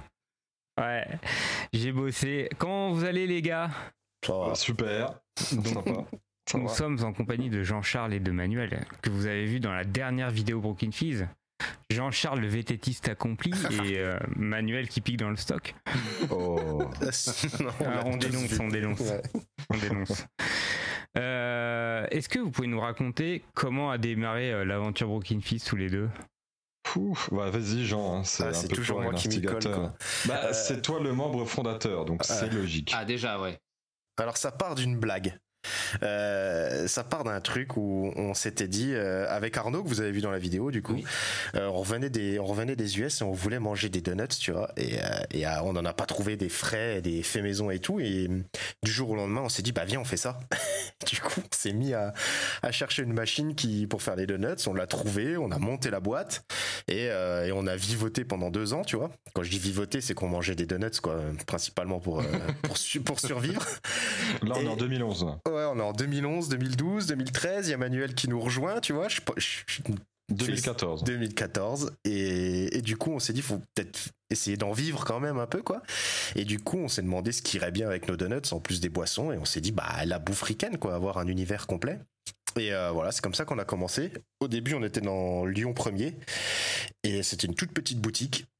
Et donc on a commencé à importer par palette et ça tenait plus dans la boutique et au bout d'un moment on s'est dit bah on va essayer de choper une boutique un peu plus grande, un peu mieux située et c'est là que ça a décollé quoi quand on a déménagé rue Childebert. Et puis en parallèle on avait toujours le site, en fait on a commencé avec le site vraiment et Le site, il a commencé en 2014 et la Ouais. boutique, elle est arrivée en novembre 2014, je crois. ouais peut-être bien ouais fin 2014. C'était ouais. Brooklyn Ouais. Fizz déjà pour les donuts, le nom? Non, ça s'appelle Hello Brooklyn en fait. Ah, On a d'accord. dissocié le côté Ah oui, donuts c'est vrai. où c'était vraiment Hello Brooklyn et Brooklyn Fizz c'est quand on a créé un site dédié parce qu'on pouvait pas vendre de donuts sur le site, tu vois, ça voyage pas. Donc on s'est dit que pour internet on allait avoir un autre nom quoi. Ok. On a créé cette marque-là. Et toi, Ouais. Manuel, t'étais déjà pote avec Jean avant ou? Moi, Jean-Charles, je le connais depuis qu'il a déménagé à Vesoul lorsqu'il avait 12 ou 13 ans. Donc ça, back in the days, hein, vraiment loin, au collège. Super. Et puis du coup, on est restés potes depuis le collège et on s'est retrouvés à Lyon il y a une dizaine d'années. Lui, il avait fait ses études, je crois, à Annecy. Moi, j'ai fait mes études à Lyon. Et quand il a fini ses études, il est venu sur Lyon, où j'étais. Et puis moi, à la base, je bossais pas du tout. J'étais pas entrepreneur. Moi, j'ai fait des études qui t'explique un peu comment gérer une boîte, mais ça fait tellement flipper que je m'étais dit jamais je montrais une société tellement ça a l'air d'être galère. Et puis au final, ça s'est fait, on s'est rapproché. Il m'a montré un peu ce qu'il faisait. Moi, j'étais en Australie quand ils ont monté ça avec Nono. Donc, quand je suis rentré, je cherchais du boulot et tout. J'étais pas pressé, mais j'ai vu ça. J'ai vu qu'il y avait un potentiel de grossir en changeant d'emplacement. On a changé d'emplacement avec ses capacités. Enfin, c'est pas ses capacités, avec son génie sur Internet. Ses études de codage et tout ça, il nous a créé le site Brooklyn Fizz avec ses petits doigts et du coup ça nous a fait une belle base de départ et ensuite on a grossi là-dessus et le sport US est arrivé, on regardait hier avec Jean-Charles, arrivé à octobre 2017 je crois, c'est ça, hein. À partir de novembre 2017 on a eu les premières casquettes dans notre boutique de Lyon. Au départ c'était que de la bouffe, tu vois. C'était que de la bouffe, mais on s'est élargi. Ouais. Mais votre passion du sport américain, elle a été bien en amont de tout ça, tous les deux, ou elle s'est construite c'est l'Amérique. Ouais, c'est l'Amérique. D'accord, en fait, en général. Parce que je me souviens que c'est en 2008 qu'on a été aux États-Unis la première fois, les deux, là. Ouais, 2008 ou 2009. Ah, déjà en 2008, donc avant l'aventure 2011. Bien avant, ouais. On avait déjà été aux États-Unis, Manuel avait déjà été avec ses parents, moi aussi, puis en 2008, à la fin de nos études, en gros, quoi, on s'est dit, viens, on y va, et puis voilà, on a été, et du coup, on a été voir un match des Patriots là-bas, au Gillette Stadium, et là, incroyable ce truc où on a mis ambiance. Ouais, une ambiance complètement folle, quoi. Ici, après, il y avait toujours la NBA un peu depuis 92, même si je suivais pas non plus d'une manière hyper assidue, mais c'est un tout en fait, tu vois. C'est comme le baseball, je connaissais pas du tout avant d'aller voir des matchs, et à chaque fois qu'on va aux États-Unis, on va voir un match, même si au début tu comprends rien, tu vois. C'est l'ambiance et tout qui nous a fait plonger dans le sport. T'as entendu, Greg, même si au début tu comprends rien. C'est le problème de votre sport. Personne n'y comprend rien. Même ceux qui suivent le baseball n'y comprennent rien. Les gens n'y comprennent rien, mais tu croises plein de gens dans la rue avec des casquettes des Yankees, des Red Sox, et même. Ça, c'est grâce à Brooklyn Fizz qui viennent de te le dire. Ils bossent dur pour importer ces casquettes. C'est ça. Et ils sont pas comme nous à glander sur Internet. Ils sont là, ils sont au turbin dès 8h. Et paf, j'achète des Forti 7 et tout ça. J'ai retenu le terme technique. C'est bien. C'est la marque, bien vu. C'est ça. Ouais, non, mais c'est super intéressant. Et est-ce que maintenant, quand vous programmez, là, il y a eu le Covid, mais est-ce que vous avez programmé des voyages aux USA pour... Oh, m'en parle pas. Oh, là, arrête. M'en parle pas. Il m'a fait un petit caca nerveux hier ou avant-hier. Il y a des disputes de couple chez vous aussi ouais. Non, c'est pas des disputes, c'est juste que du coup, là, ça vient de rouvrir et du coup, j'avais envie d'y aller dès l'ouverture, tu vois. Et normal. Les frontières sont ouvertes. Ouais, les frontières sont ouvertes et là, on peut pas parce que chacun de notre côté, on va avoir des obligations paternelles et du coup, ça va repousser encore un petit peu, quoi. Mais on a vu les tarifs, ils voyaient les tarifs des billets d'avion. Ils se font plaisir. Non, mais 300. C'est 300 balles. Ils étaient à 300 balles, ouais. L'aller-retour. Ça se fait presque, t'as envie de tenter presque sur un week-end. Même quoi. pour le Canada, pour le Canada, c'est encore moins cher. Tu peux trouver à 200 balles l'aller-retour et tout. Mais c'est barge. Mais du coup, on s'était dit, on va peut-être aller faire un week-end, mais là, ça va être trop juste. C'est pas possible. Là, pour le moment, c'est pas possible. C'est prévu. On a prévu d'aller tourner des vidéos parce qu'on en a pas fait depuis là-bas. Et vu que la chaîne YouTube, elle a qu'un an et vu qu'on l'a montée à cause du confinement, tu vois. Donc. Mais est-ce que vous avez en tout cas, c'est une super idée cette vidéo. Est-ce que vous avez des fournisseurs qui sont là-bas et qui vous disent venez nous voir ou Non, c'est des gros, tu vois. On est tout petit, tu vois. Et le problème avec la bouffe, c'est aussi pour ça qu'on aime bien aussi le sport US, c'est que la bouffe c'est vraiment hyper touchy à importer, tu vois. C'est genre vraiment, on a fait on a fait une formation avec une personne du coup pour importer vraiment proprement, tu vois, passer les douanes et tout. Et la formatrice nous a expliqué que c'était plus facile d'importer des armes que de la bouffe, quoi. Ah oui, ça m'étonne pas. Ouais. Donc du coup, c'est hyper contrôlé parce que je suppose que dans l'industrie agroalimentaire aux États-Unis, il y a des composants qui rentrent dans la fabrication des produits qui sont pas autorisés en Europe, ce genre de trucs. Exact. Ouais, voilà. Il y a des colorants qui sont pas autorisés. Il y a des taux qui sont pas autorisés. Donc du coup, de temps en temps, on est contrôlé par la répression des fraudes qui vient nous faire enlever des produits, quoi. Ah oui, régulièrement, ouais. Et là, il y a pile poil un an, presque jour pour jour, on s'est fait retirer nos 2 best-sellers des rayons. Et ça, on s'en souvient. Et quand c'est comme ça, c'est une perte sèche. Clairement. Et puis en plus, on nous a demandé de les détruire. Il faut détruire ce qu'on a en stock. Et comme c'est des best-sellers, on a du stock. C'est toute l'horreur que tu peux t'imaginer. Tu n'es pas prévenu à l'avance, ça te tombe dessus. C'est juste avant Noël. Enfin, c'est l'enfer. Il y a cette espèce de, ça peut te tomber dessus à n'importe quel moment. Un aléa qui est horrible, ce qu'on n'a pas du tout avec les casquettes, avec les fringues de sport US, parce que là, il y a c'est tout encadré. On sait où on met les pieds. Le truc, c'est que c'est comme pour beaucoup de choses, tu vois, ils appliquent la même rigueur qu'on soit un tout petit comme nous ou qu'on soit Leclerc, tu vois, ou Auchan ou peu importe, et c'est frustrant parce que tu vois, nous c'est notre métier d'importer des produits et je veux dire, les gens qui viennent chez nous savent très bien que c'est de la junk food, qu'ils vont pas maigrir grâce à nos produits et puis que c'est pas forcément hyper bon pour la santé si t'en manges trop, tu vois. Vous devez embaucher Greg parce que lui il mange 42 kilos de nourriture qui viennent de chez vous, il prend pas 1 gramme. Ouais, il a l'air de faire du sport, non? Ouais. Non mais après, là c'est le côté, bon on rigole, mais c'est les coulisses et forcément c'est une super aventure, mais il y a ce genre de choses qui arrivent et c'est vrai que tu te dis, en plus une fois que tu as réussi à faire venir, tu te dis c'est bon, et en fait non, t'as ce deuxième coup derrière la nuque, ça fait mal, quoi. Ouais, et puis il y a d'autres problématiques, tu vois, genre on a une répression des fraudes en France qui est hyper bien et qui fait bien son taf, mais dans les autres pays européens et limitrophes, ils le font peut-être un peu moins bien, ce qui fait que tu peux choper les mêmes produits chez les voisins, tu vois. Du coup, c'est toujours un peu... Ouais, et puis en plus avec Internet, maintenant, tu peux te fournir où tu veux, enfin, c'est... Ouais. Mais l'avantage de votre boutique, c'est que vous avez réussi quand même à fidéliser la clientèle et puis vous avez vraiment créé une super marque avec Fizzy, la mascotte. Fizzy, on essaye. On essaye. Oh non, mais ça se voit, il y a une vraie identité, ce qui est assez rare quand même sur les boutiques en ligne. Ouais, on essaye. Bah, on a tous, on est le truc hyper ricain, tu vois. Tu penses à un truc ricain, tu penses à une mascotte, tu vois. Et du coup, bien sûr. On essaie d'avoir cette démarche. Et aux États-Unis, si vous aviez un endroit où vous voudriez aller ou un endroit qui vous fait toujours rêver, ce serait quoi? Un lieu, un état, une ville? Là, on aimerait bien traverser les États-Unis puis passer au milieu, là où il y a rien, tu vois. Là, c'est un peu le truc qu'on s'était dit pour la prochaine fois. Ouais. Et sinon, moi, c'est Houston, tu vois. J'aime vraiment beaucoup Houston et Chicago. Et mais bon, après, si j'y vais un week-end, ce sera New York, tu vois. Yes. Ah non, c'est des belles destinations. L'avantage, c'est que tu as un choix incroyable là-bas, c'est que tu peux passer dans des endroits tellement divers et variés, c'est incroyable. Ouais, et puis il y a plein de facettes différentes. En fait, le truc, c'est que ça doit être la même chose en France, tu vois. C'est juste que pas la même échelle. Ouais, c'est pas la même échelle, ouais. Tout est surdimensionné, mais enfin, après, il y a des gens, les États-Unis, souvent, il y a des a priori, mais il y a tellement de belles choses aussi, que ce soit sur la nature aussi, parce qu'on parle de bouffe ou de choses, mais là, des fois, comme tu dis, traverser les États-Unis, c'est l'immensité, c'est incroyable, quoi. C'est un pays qui est extraordinaire dans tous les sens du terme, et ça peut être vraiment la variété.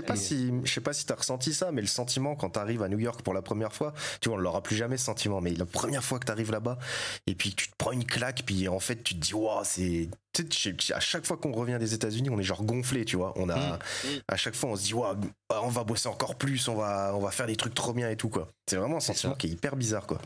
Ouais. Tout est possible. Ouais, exactement. Tout est possible. Ouais, en tout cas, tout est possible. Vous avez monté votre boutique, votre projet est incroyable. Et est-ce que vous avez d'autres choses en tête? Vous avez tout le temps des idées? Ça n'arrête pas. C'est vrai? Ouais. Oui. Mais il faut qu'on se renouvelle parce qu'on a commencé avec les donuts, on a fait la bouffe aussi, et ça continue tout ça, les donuts on a de plus en plus de monde, et la bouffe aussi, et là on a le sport US, et on réfléchit toujours à de nouveaux produits, à de nouvelles manières de voir les choses, ou de nouvelles manières de les proposer, tu vois. Bah, d'ailleurs, vous avez fait un truc qui cartonne bien, enfin qui a l'air de bien cartonner, c'est un système de box. Ouais. Alors, j'ai vu qu'il y avait 2 box, il y avait une box nourriture et une box casquette. Ouais, en fait, on avait commencé avec une grosse box où on s'était dit, on va mettre tout ce qu'on aime dedans. Du coup, il y a du textile et de la bouffe. Mais comme elle est un petit peu chère, on s'était dit qu'on allait en faire une juste avec de la nourriture parce qu'on a eu 2-3 retours comme quoi c'était cool d'avoir une casquette et tout, mais il y en a qui sont plus bouffe que casquette, quoi. Du coup, on propose les deux. Ouais. Non, c'est une super idée. Mais il nous a fallu 4 ans. Qu'est-ce que je dis 4 ans? Le site date de 2014. On est en 2021. Il nous a fallu 7 ans pour avoir l'idée de mettre en place cette box. Quand même. Ouais, on se galère un peu. Après, long à la détente. Après, on a fait plein de conneries entre temps. Tu vois, on a ouvert des boutiques à Mâcon et à Dijon qu'on a dû fermer parce que ça marchait pas assez bien. Tu vois, et du coup, on a perdu pas mal de temps avec ces trucs. Aujourd'hui, on s'intéresse vraiment beaucoup à Internet parce qu'avec le confinement, en fait, ça nous a ouvert les yeux, si tu veux. Mais pendant tout ce temps-là, pendant les 6-7 ans, on n'est pas resté comme ça. Non. Et d'ailleurs, avec le confinement, est-ce que vous avez les mêmes problèmes que dans d'autres secteurs, enfin dans d'autres marchés où vous avez des problèmes d'approvisionnement? Ou ça touche pas encore trop vos produits? On a eu un souci avec les boissons parce que l'aluminium étant hyper rare, les ricains pouvaient plus faire de canettes. Et du coup, comme les ricains s'en foutent complet des Européens, nous on a été servis en dernier, quoi. Mais non, là c'est à peu près revenu. Il y a juste une augmentation de tarifs en ce moment sur pour le coup sur le textile, quoi. Ouais. Ah oui aussi. Ouais, l'alu c'est bon, c'est passé, mais là c'est sur le transport en ce moment et ça impacte un peu les prix. Par exemple, on a reçu des 47 aujourd'hui qui ont pris un petit coup dans la tronche parce que à cause du transport, quoi. Ah, ok. Bah oui, j'ai vu que les containers là ils avaient pris. Ça c'est pour tout. Ouais, voilà, c'est ça. Donc tout va être répercuté, mais bon, on commence à être habitué. On a commencé à répercuter les prix aujourd'hui même sur le site internet et en boutique sur les 47 notamment parce que ça augmente, quoi. C'est comme ça. Trop tard, fallait commander hier. Bonjour. Une pote carte. Même lui. Bah oui, tout le monde. Voilà, tout le monde. N'aie pas peur, c'est Adrien, n'aie pas peur. Il n'y a que des garçons. Il n'y a que des garçons. Oui, c'est vrai. Exactement. Voilà, que des garçons. Parce que c'est comme ça. Oh, il est trop chou. Vivement qu'on le voit sur YouTube, Jean, quand même. Ouais, super. Ouais. Je vais le ramener auprès de sa mère, j'arrive. Ok. Et toi, Manu, alors tu nous disais, tu étais parti en Australie, c'était au vu de tes études ou des projets, et puis... Après mes études, si tu veux, j'ai toujours voulu travailler à l'étranger. J'avais ce fantasme d'être avec mon attaché case et d'être bilingue et d'être un continent, tu vois, un continent sur l'autre, d'être un expat. Tu vois, l'attaché case fait tout, hein. Maître Magouille a raison. Alors au final, ça s'est pas du tout passé comme ça. Je suis allé en Australie, mais j'ai pas trouvé de boulot en France avant, si tu veux. Donc j'ai dû aller là-bas, et puis j'ai trouvé des petits boulots à la con. Je ramassais les pommes de pin et les feuilles mortes sur un terrain de golf à Sydney. Alors tu vas me dire que c'est pas le job de l'année, oui voilà. Mais n'empêche que j'étais dans l'attaché case. J'étais payé, j'ai jamais autant gagné aussi bien ma vie. J'étais payé $800 par semaine. Ah bon? Pour faire ça. Ah bah je veux bien ramasser des pommes de pin. Ah bah écoute, non mais c'était génial comme taf. donc voilà, et j'ai surtout appris j'ai parfait mon anglais, j'ai appris à être bilingue là-bas, comment dire, voilà. Progresser en anglais. Et t'as un bon swing du coup. De pommes de pain. Non, j'ai pas pu pratiquer. On n'avait pas le droit. On était dans un golf. Je bossais dans un golf, si tu veux, où la licence elle était à $25,000 l'année. Ah ouais, c'est les fameux golfs comme aux États-Unis, là où les clubs un peu privés. Faut venir avec un cigare pour pouvoir rentrer dans le club et être adoubé par la famille ou des trucs comme ça. Il faut être invité pour venir jouer. En fait. Ouais. Donc on est vraiment sur quelque chose d'exclusif. Mais bon, moi j'étais caché pour faire mon travail ingrat, hein, attention, donc j'allais pas taper dans les balles, quoi. Mais j'ai surtout j'ai eu, avec Jean-Charles, il disait qu'on avait été aux États-Unis en 2008, mais ce qu'il a pas dit c'est qu'on y était retourné En 2009 En 2009, oui, voilà, l'année d'après, on y est retourné. Et puis on y est retourné également 4 ans après, je crois, avec Nono, on était les trois. Lui, il y est retourné avec Arnaud entre-temps. Enfin bon, on compte plus nos allers-retours là-bas. Et puis j'ai une hâte, c'est de pouvoir y retourner à nouveau, parce que ça me gonfle en fait. Et c'est ce qu'il disait, genre, hein, quand tu reviens de là-bas, tu as ce sentiment que tout est possible et tu peux construire tout ce que tu as envie d'entreprendre en fait. Et c'est vrai que j'avais eu cette impression également quand j'étais allé pour la première fois, quoi. J'avais 18 ans, je me rappelle, et j'avais tout est possible, on peut faire des choses et ça va marcher. Voilà, c'est ça. Et depuis peu, donc vous proposez des cartes, puisque bon, on est dans le podcast quand même, on voulait vous en parler. C'est ta faute, ça, Greg. Bah oui, parce que moi, ma question, c'est chacun là, quel est votre rapport aux cartes? Quand est-ce que vous avez eu vos premières cartes dans les mains, que ce soit Sport US ou autre chose, les Panini? Comment c'est venu à vous, et aujourd'hui, comment vous voyez ça à l'avenir aussi? Moi, les premières que ça devait être des Panini, ma collante française pour Dragon Ball. J'avais même, je l'avais quasi en entier. J'avais même contacté Panini. Tu sais, tu pouvais demander les numéros, les derniers numéros. Et c'est Tokari s'était planté à la fin. Du coup, il m'en manquait une, tu vois. Quand ils me les ont renvoyés, je les avais achetés. Mais c'était ça. Après, il y a eu sans doute un peu de foot, tu vois. Et puis ici, quand on va aux États-Unis, il y a un endroit à New York qui s'appelle Economy Candy.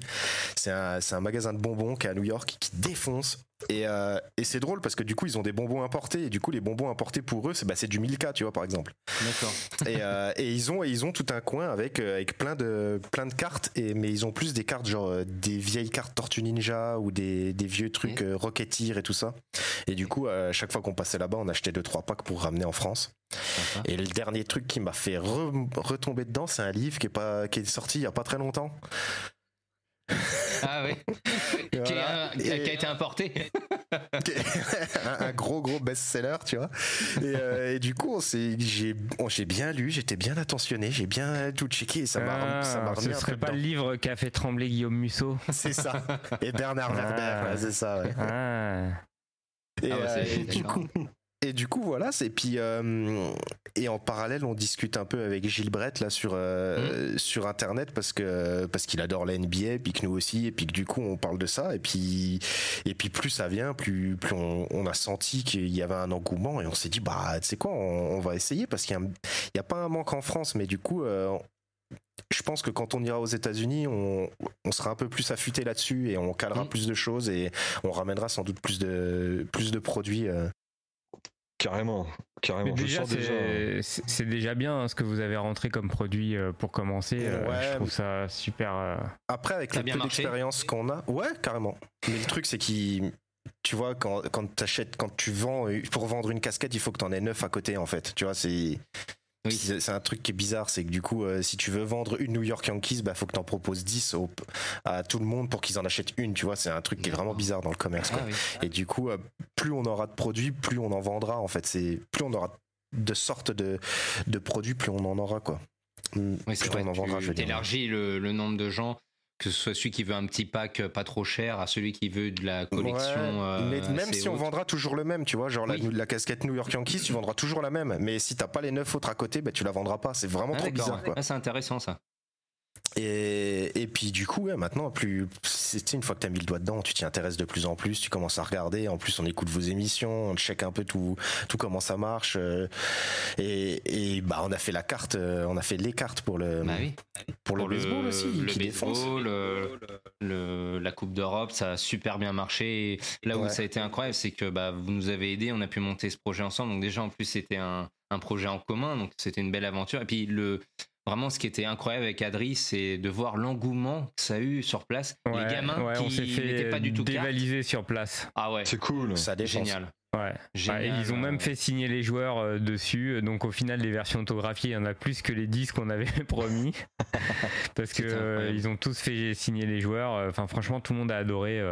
Et c'est grâce à vous. Ils étaient contents. Et ils en voulaient. Ils étaient vraiment. Ah ouais, ils ont posé. Il y a même un joueur qui a demandé une carte pour sa mère. Enfin ce genre de choses. Et après on était donc.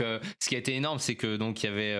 On attendait le soir, on était un peu rincés. Et puis il y a Benjamin Bernard donc de Bein. Il nous parle et puis arrive le responsable, le président donc des Templiers de Sénart. Et là il nous dit venez, on va dans le carré VIP. Alors nous, on se regarde, on se dit, mais pourquoi? Si, venez, et là, on mange, et là, il y avait les familles des joueurs, et là, les gens, ils regardaient plus le match, ils viennent nous voir, ils font, ouais, vous auriez pas une carte de mon frère, une carte Ils voulaient tous les cartes. Puis on avait planqué les cartes parce que les gens avaient tendance aussi à se servir et tout, enfin, fallait rationner un peu. Et donc, du coup, je suis reparti dans les stocks chercher la boîte de cartes et puis je distribuais ah ouais, non, c'est dans cool. le carré VIP. Ça fait défoncer, plaisir. elles étaient vraiment belles, elles sont belles. Ah ben Zeto il a assuré aussi parce qu'on Zeto, on a fait la commande un peu à l'arrache aussi. Ouais, on était un peu en retard, ouais. Les délais étaient justes quoi, mais tout s'est bien goupillé et ça a été un carton et non, vraiment une belle aventure, donc on voulait déjà vous remercier. Ouais, merci. Merci à vous. Puis en plus vous nous avez envoyé des colis à chacun aussi. Ouais. C'est normal. Hein. Moi j'ai reçu mon petit colis surprise, c'était gentil comme tout. Greg pareil, Ouais, pareil, c'est adorable. On parle d'aventure et là on va parler du futur. On en parlait en off. Donc déjà nous on aimerait venir vous voir. Donc ce sera en début d'année 2022. Alors déjà, moi, il faudrait que je fasse une commande sur le site, c'est prévu. Hein. C'est promis un jour. Il a un bon de ton code. 1992. Ouais, je me doute que tu l'as désactivé. J'ai toujours le bon dans ma mallette. Ah, c'est beau ça. Et alors voilà, moi c'est pareil, j'ai une commande, mais dans une semaine j'ai ma compète et dans une semaine j'ai envoyé le screenshot à Adrien. Je dis, je tiens encore une semaine. Dans une semaine, vous êtes riche. Yes, merci. Et puis oui, donc on viendra vous voir en 2022 et puis on va essayer de faire un petit projet aussi ensemble autour de la carte, de faire une bourse de collectionneurs tous ensemble, monter ça. Ouais, carrément, ça va être avec la cool. mafia lyonnaise. Ouais. Donc, avis aux auditeurs, préparez-vous. Donc en janvier, on va essayer de.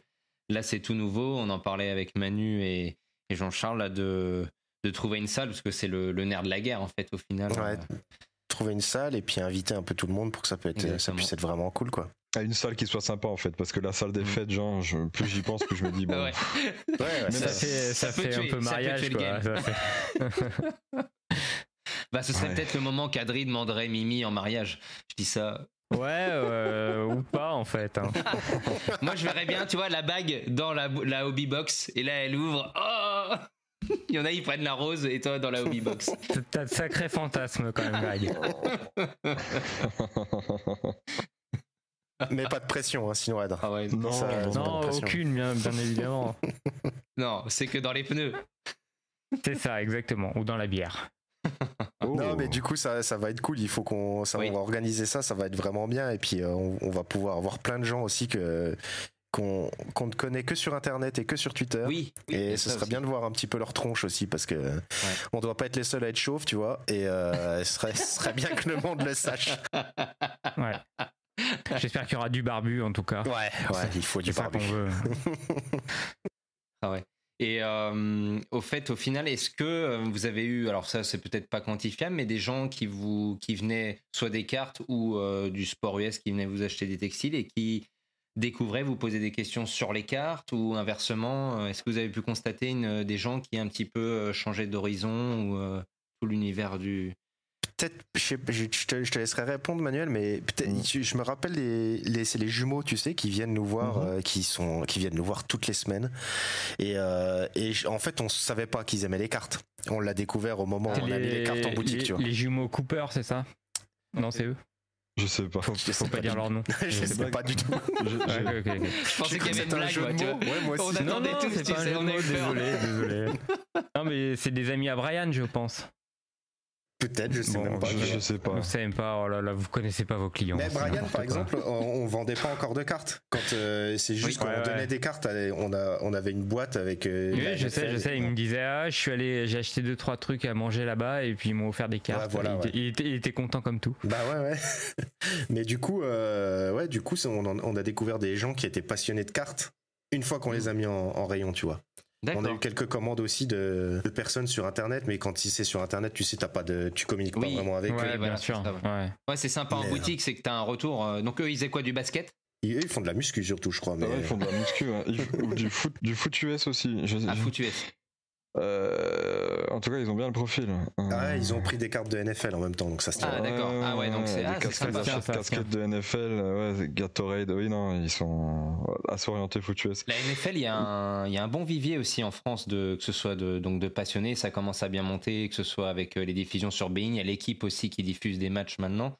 Et en cartes aussi, il y a une communauté, elle est peut-être un peu plus enfouie entre guillemets que le basket ou le baseball, mais en fait, il y a un bon noyau, que ce soit les gens des années 90 quand Canal et même il y a eu le Super Bowl sur la 5, enfin donc il y a ce vivier là et les nouveaux. Et je pense qu'il y a aussi quelque chose à faire. Là, on commence à trouver nous aussi sur Podcard des gens foot US très intéressés par la carte aussi, je pense. Mais c'est cool et c'est vraiment cool cet engouement autour de la carte parce que tu vois, la carte US, elle est vraiment le côté carton et tout, ça défonce, tu vois. Tu vois, c'est un objet en fait, tu vois, c'est pas parce que la dernière fois j'ai retrouvé des cartes, j'avais des vieilles cartes, c'est des Upper Deck je crois, de NBA. Et à côté j'avais aussi quelques cartes Panini, mais c'était pas des cartes du coup, c'était des autocollants, tu vois. Et genre il y a moins cette culture en France aussi de. Oui. Tu as complété un. Ouais, je sais pas, c'est moins. Et puis c'est vraiment inscrit dans le paysage américain parce que quand tu vois les séries ou les films américains, t'as toujours des références aux collections de cartes ou aux gros joueurs. Et puis même les boutiques là-bas, il y a encore plein de boutiques qui sont dédiées à ça, quoi, tu vois. Et parce que quand on regardait du coup avec Manuel, on faisait un tour des villes qu'on voulait aller voir et on recherchait en même temps du coup des boutiques dédiées, tu vois, vraiment pour aller visiter puis s'imprégner un peu de ça. Et il y a encore plein d'endroits où les mecs vendent des cartes, quoi, tu vois. Et en 2021, c'est vraiment trop bien d'avoir ce genre de truc. Ça a bien repris le confinement les boutiques avaient vraiment baissé et c'était devenu beaucoup par internet. Et là, depuis 2 ans, en fait, réouvre pas mal de boutiques. Il y a de nouveau un engouement. Alors, la hype fait que des fois, c'est très cher pour surtout le basket. Mais ils arrivent, on voit les jeunes et il y a de nouveau cet intérêt pour les trading cards. Donc ça, c'est vraiment en fait, bon point. tous les sports ont pris quand même cher là sur les tarifs en ce moment. Mais bon. D'ailleurs, j'avais une question à vous poser. Ouais. Là, c'est la dernière histoire là, comme quoi c'était Fanatics qui récupérait les. Oui. Je voulais pas vous remettre un coup de couteau dedans, hein, mais. Je suis pas sûr, mais Fanatics, c'est pas juste eux qui gèrent la licence et après ils la redistribuent à des. On sait pas en fait. Il me semblait que c'était Fanatics qui gérait par exemple la licence NBA et qui refaisait des sous en la refilant à Nike derrière, tu vois. Alors Fanatics, eux, ils ont leur propre marque. Je sais que par exemple, il y a des gens, ils ont dit Fanatics, ils font mais c'est vraiment pas terrible. Et comme tu dis, ils laissent à Nike, en baseball, à Rawlings ou à vendre leurs produits. Mais en fait, Nike, c'est l'équipementier officiel. Et quand tu achètes un jersey, tu peux choisir soit de prendre la merde Fanatic, soit de prendre le jersey de l'équipementier. Mais en fait, je me demandais et t'as la même chose en NHL. Par exemple, moi, j'avais, je me suis pris, le dernier maillot que j'ai pris, c'est un maillot de Brad Burns des Sharks. Allez, Brad Burns, la barbe. Et ben, sur le site où je l'ai commandé, j'avais le choix entre le maillot Fanatic qui était il y avait 100 balles d'écart entre les deux maillots et entre le vrai maillot de match où t'as la croche derrière, etc. T'as 100 balles d'écart, donc je comprends que des gens hésitent, quoi. Ouais, mais il n'y a pas photo sur la qualité. Ma réflexion, c'est plus, je suis pas sûr, mais il me semble que Fanatics est quand même entre Nike et la NHL. Il me semble que Fanatics, c'est possible, mais c'est comme les cartes. Les droits et les refils à Nike derrière. Oui. Mais les cartes, c'est pareil, on ne sait pas trop. Mais il y a ça, puisqu'il y a une histoire de licence avec le syndicat des joueurs, avec la Major League et maintenant les autres licences, que ce soit NFL ou NBA. Et il y a forcément un moment où ils sont immiscés, comme tu dis, avec les marques, et ce sera peut-être le cas. On espère par exemple qu'ils reprennent Topps. Enfin voilà. Mais ça se trouve, ils vont juste racheter la marque et puis ils vont refaire fabriquer par Panini. Hein. Donc au final, vous aurez des Panini Fanatics et voilà. On sait pas. Mais ils sont tellement puissants qu'on se dit, avec déjà ce qu'ils ont mis sur le tapis là, pour les 3 licences de sport US, moi c'est personnel, c'est un ressenti, je me trompe peut-être, mais je les vois, soit ils rachètent les marques, par exemple Topps, qui du coup va moins bien, mais je les vois sinon faire leur truc. Je les vois pas sous-traiter. Ils veulent frapper fort. En tout cas, moi je croise les doigts pour que Upper Deck garde le hockey, parce que sinon... Vous me voyez plus, hein. On le dit. Il plie bagage. Ouais, non. Et toi, Manu, au niveau des cartes, t'avais un rapport particulier ou Non, alors moi, étant tout à fait transparent, c'est beaucoup plus récent. Ça date Ok. pas de cette année, ça date de nos voyages aux États-Unis parce que quand on y était, on ramenait ce qu'on mettait dans les commandes en fait, ça fait plusieurs années qu'on glisse une petite carte dans les commandes de casquettes ou autres. Ça, c'est top. Et du coup, ça date de là. Mais quand j'étais gamin, j'ai aucun souvenir d'avoir eu de D'accord. collection. Moi, j'ai eu une enfance difficile, donc j'avais pas grand-chose. Tu sais, Une orange à Noël, quoi. Voilà, j'ai pas de souvenir d'avoir. Non, mais t'étais d'avoir pas eu dans ça, la quoi. récré avec tes cartes comme Adri qui les lançait contre le mur, qui se les faisait c'est une chourer. souffrance. J'ai honte d'avoir fait ça, j'ai honte. J'avais des cartes, mais c'était des images à la con avec des lièvres et des cartes de. Ah, mais parce ça, que c'est les t'étais bon bons, élève.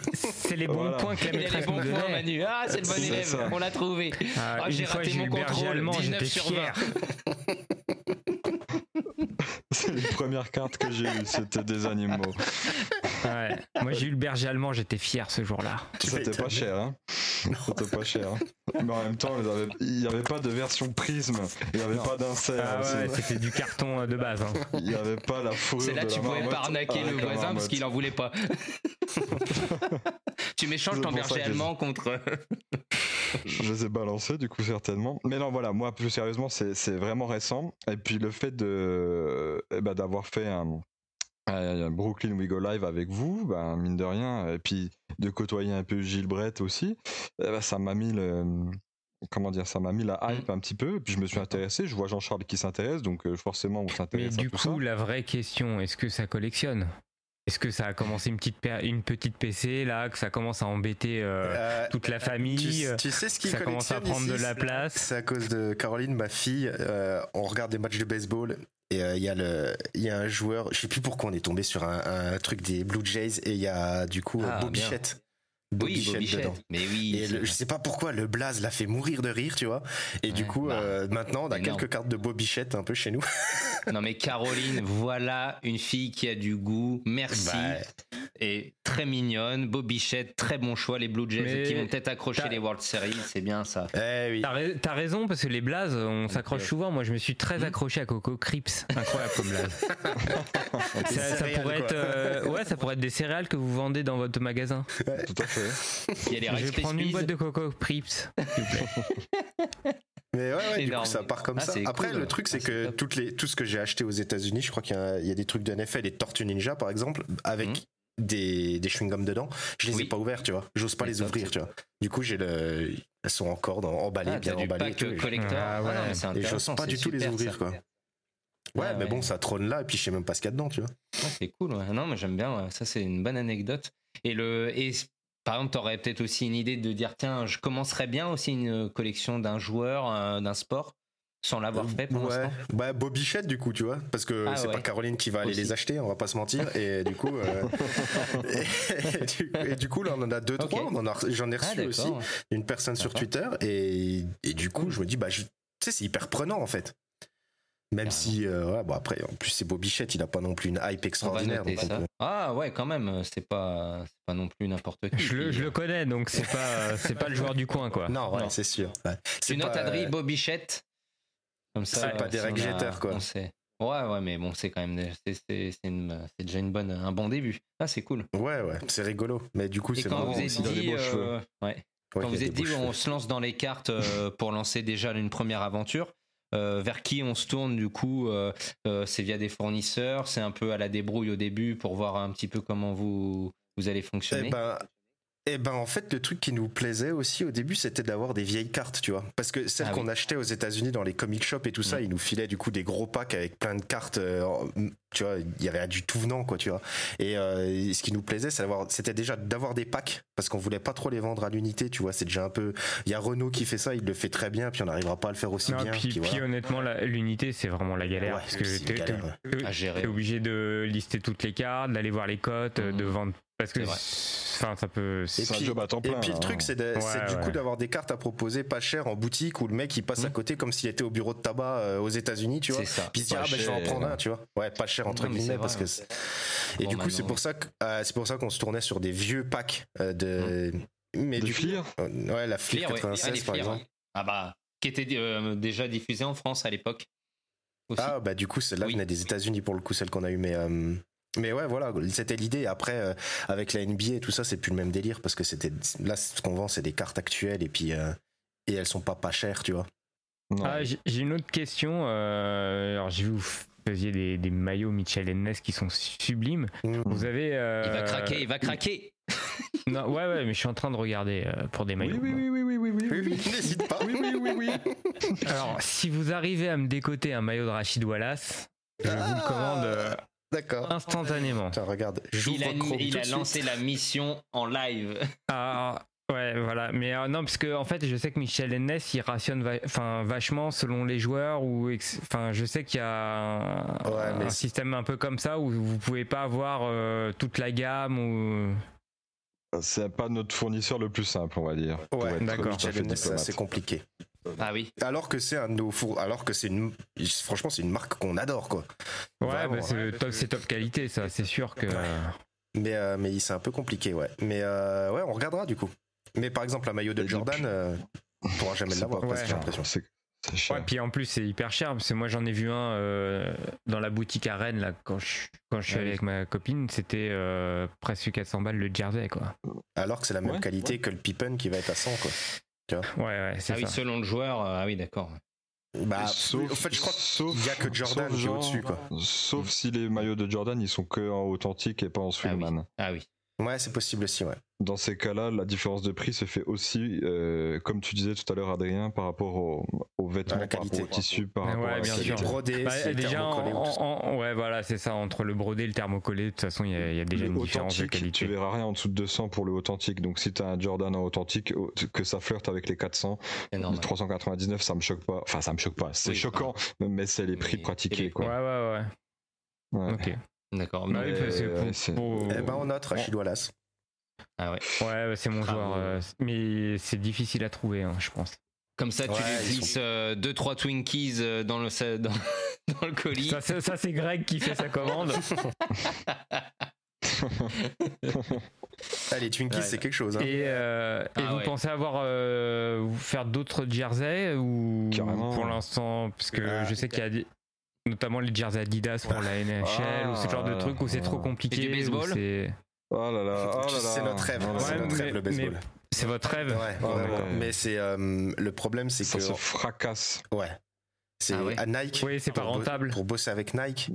C'est même pas ça. Ah oui, en fait, leur demander même entre guillemets. On n'a même pas l'opportunité, quoi. On n'a même pas l'opportunité. On peut même pas ouvrir de compte chez eux, quoi. Mais ils veulent pas bosser avec nous. Ouais. Ils veulent pas. C'est dingue. Après, c'est peut-être un mal pour un bien parce que Nike, ils vont peut-être nous demander des commandes faramineuses. Des quantités. Ouais. En général, les gros, c'est vrai que les gros fournisseurs américains, ils t'obligent à vendre une certaine quantité. Et puis, mais on n'a même pas l'opportunité d'étudier leurs propositions. C'est ça. Ouais. Mais ouais, on aimerait bien les jerseys de baseball. C'est vraiment le truc. C'est vraiment le truc qu'on rêverait de vendre, tu vois.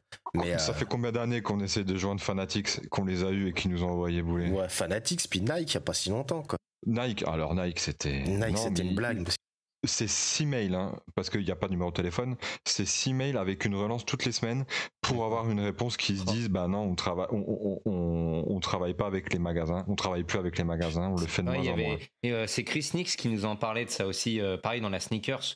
Où c'est une galère pour les petits magasins. Pareil, parce que maintenant, ils veulent que tout passe par la centrale principale Nike.com là. Et ça, c'est vraiment frustrant. Si t'as un magasin Image ou pas, et tu reçois telle ou telle paire de chaussures suivant. Mais c'est frustrant, et d'autant plus que sur le jersey de baseball, pour le coup. Les Yankees, pareil, hein, même en streetwear et tout, les gens l'achètent. Ouais, mais même sans parler de ça, t'en as pas des masses en Europe qui le font, tu vois. Non. Et du tu coup, le trouves nulle part, tu trouves ça nulle part. Alors Adrien, il l'a trouvé à Rennes. Alors moi j'ai trouvé à Rennes, il y avait une petite boutique, mais franchement le choix était en baseball, le choix était familial. Bon, c'est une boutique spécialisée basket, hein. Donc en jersey basket, il y avait du récent comme de l'ancien, et en baseball ils avaient 4 équipes, il y avait les Yankees, il y avait les Dodgers.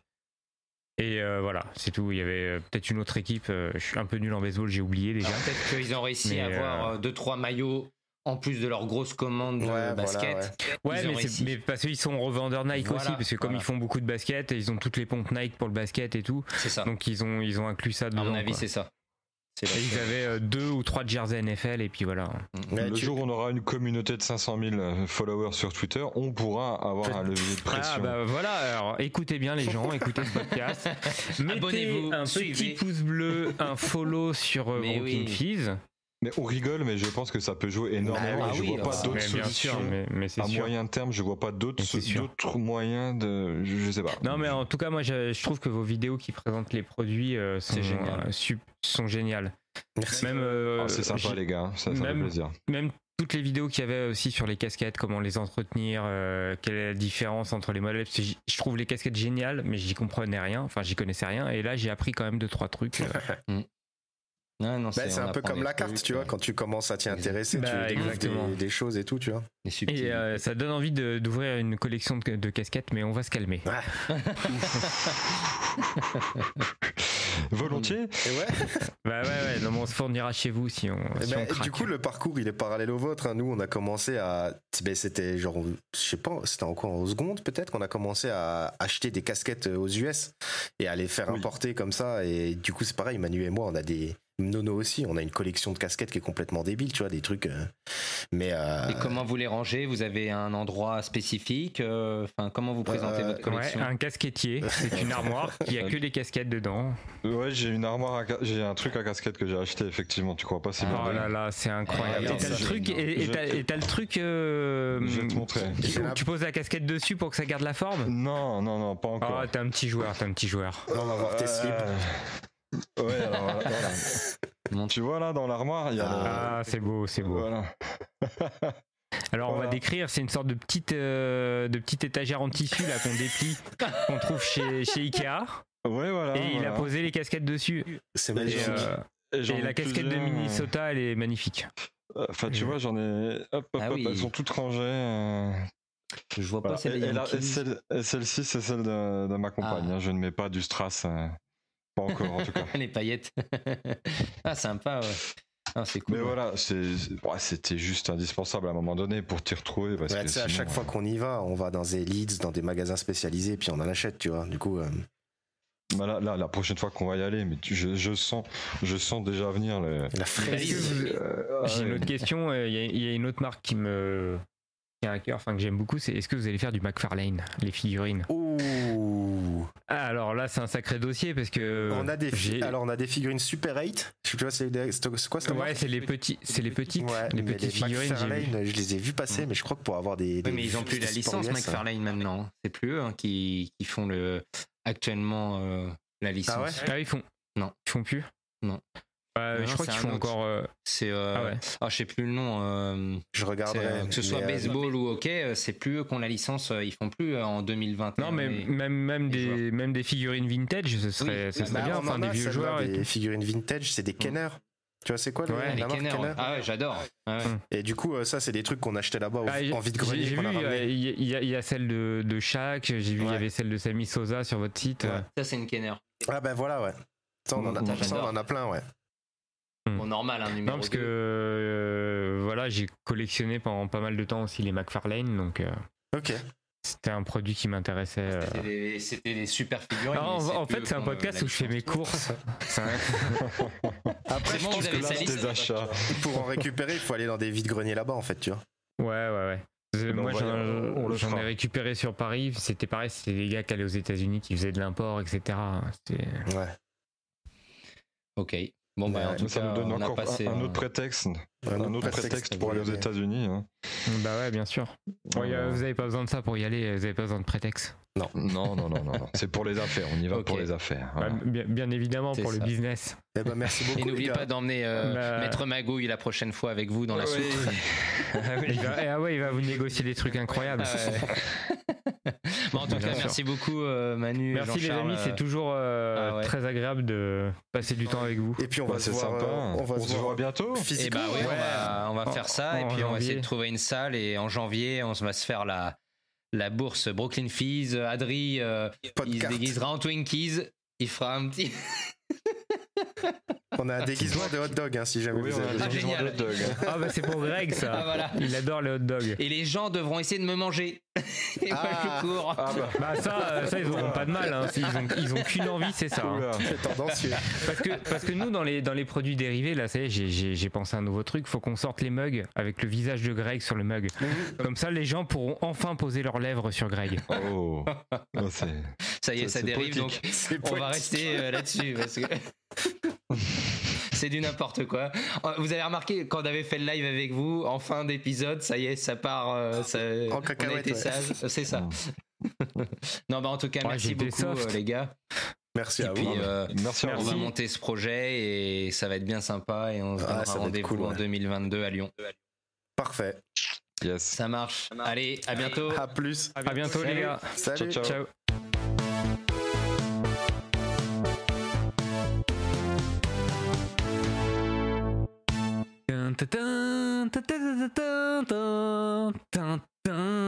C'est l'heure d'annoncer le vainqueur du concours, Greg. T'aimes bien hein, mes Yes. jingles chantés? Non, bah déjà, bravo à notre gagnant, puisqu'il fallait poster sur Instagram une paire de sneakers avec une carte et retweeter tout ça. Il n'y a pas énormément de participation, mais c'est pas Bah, grave. c'est le Instagram, il n'y a principal, c'est personne que hein, ça a sur plu. Instagram. Ah, on approche bientôt les 1000 followers, donc faut pas dire ça. Ah, il y a quand même des gens sur Instagram. Excusez-moi Yes. Instagram, je suis désolé, on vous aime, n'hésitez pas à nous envoyer des cadeaux. Mais fallait quand même faire un petit montage et donc bravo à notre futur gagnant. Et ça a été possible grâce à la Geek Factory qui nous avait donné des packs MLB et NHL. Ouais, donc on va c'est l'envoyer. toi qui gères les stocks et c'est toi qui vas les envoyer. Parce que ce qu'il faut savoir dans notre petite intendance de couple, finalement on est un petit couple, c'est Greg. Les gens, non, tu m'as mis un vent, un C'est- beau vent là c'est- encore. hein. Ouais, mais c'est ça qu'ils aiment Les aussi. gens ont l'habitude. Ils aiment que je te fasse passer pour un idiot. Alors, oui, c'est dans notre petit couple, c'est Greg qui fait tout. Il gère les stocks, il va chercher les contacts pour les interviews, et moi j'en fous pas une, et c'est ça qui est Si merveilleux. tu fais le monteur. Oui, c'est vrai. quand même. Le monteur bien monté dans Voilà. le milieu des podcasts. Alors, le gagnant, c'est Lanslatus Paros, fan des Yeah. Wilds du Minnesota. Il y en a un en Oui. France, enfin un dans le monde, c'est lui. Allez hop, une Ça, petite. c'est fait. hein, Ça, c'est cadeau. c'est fait. Ouais, En ils tout ont, cas, ils son ont un très montage, bon prospect. Son montage photo était super. Il avait vraiment mis ses sneakers, la boîte de chaussures, Ouais, il avait les tout cartes. donné. Franchement, c'était le maillot. Et Magnifique. ben il a bien fait de tout donner parce qu'il va Qu'est-ce qu'il a recevoir gagné des lots. Voilà. C'est ça. Donc j'espère qu'il nous écoutera parce que c'est quelqu'un de passionné des cartes et je sais que on avait discuté, qu'il avait dit ah j'ai du retard, donc là il devrait nous écouter. D'ailleurs, parce que j'ai toujours c'est des bon. cartes de côté pour lui. Ah, et ben voilà. On devait faire un deal, tout ça, message. mais bon, comme moi je suis feignant, bon, c'est toujours en stock, elles sont toujours de côté, sache-le. Si t'écoutes Eh ben, ce super. podcast.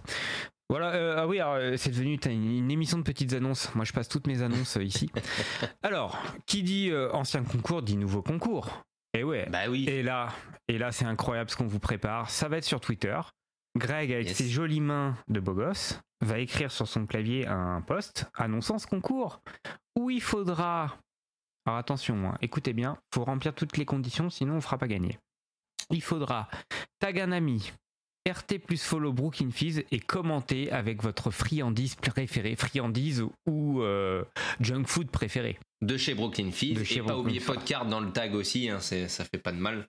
Voilà. Faites-nous voilà. on a besoin d'amour en fait. C'est ça. Mettez un Et pouce bleu. donc, nous allons passer une belle petite commande chez Brooklyn Fizz. On rajoutera 2-3 petites confiseries Alors, qu'on vous c'est- glissera c'est- dans le c'est- colis. C'est Greg qui va passer la commande. Raconte-leur. Voilà. Attention, je risque de manger 2-3 trucs au passage.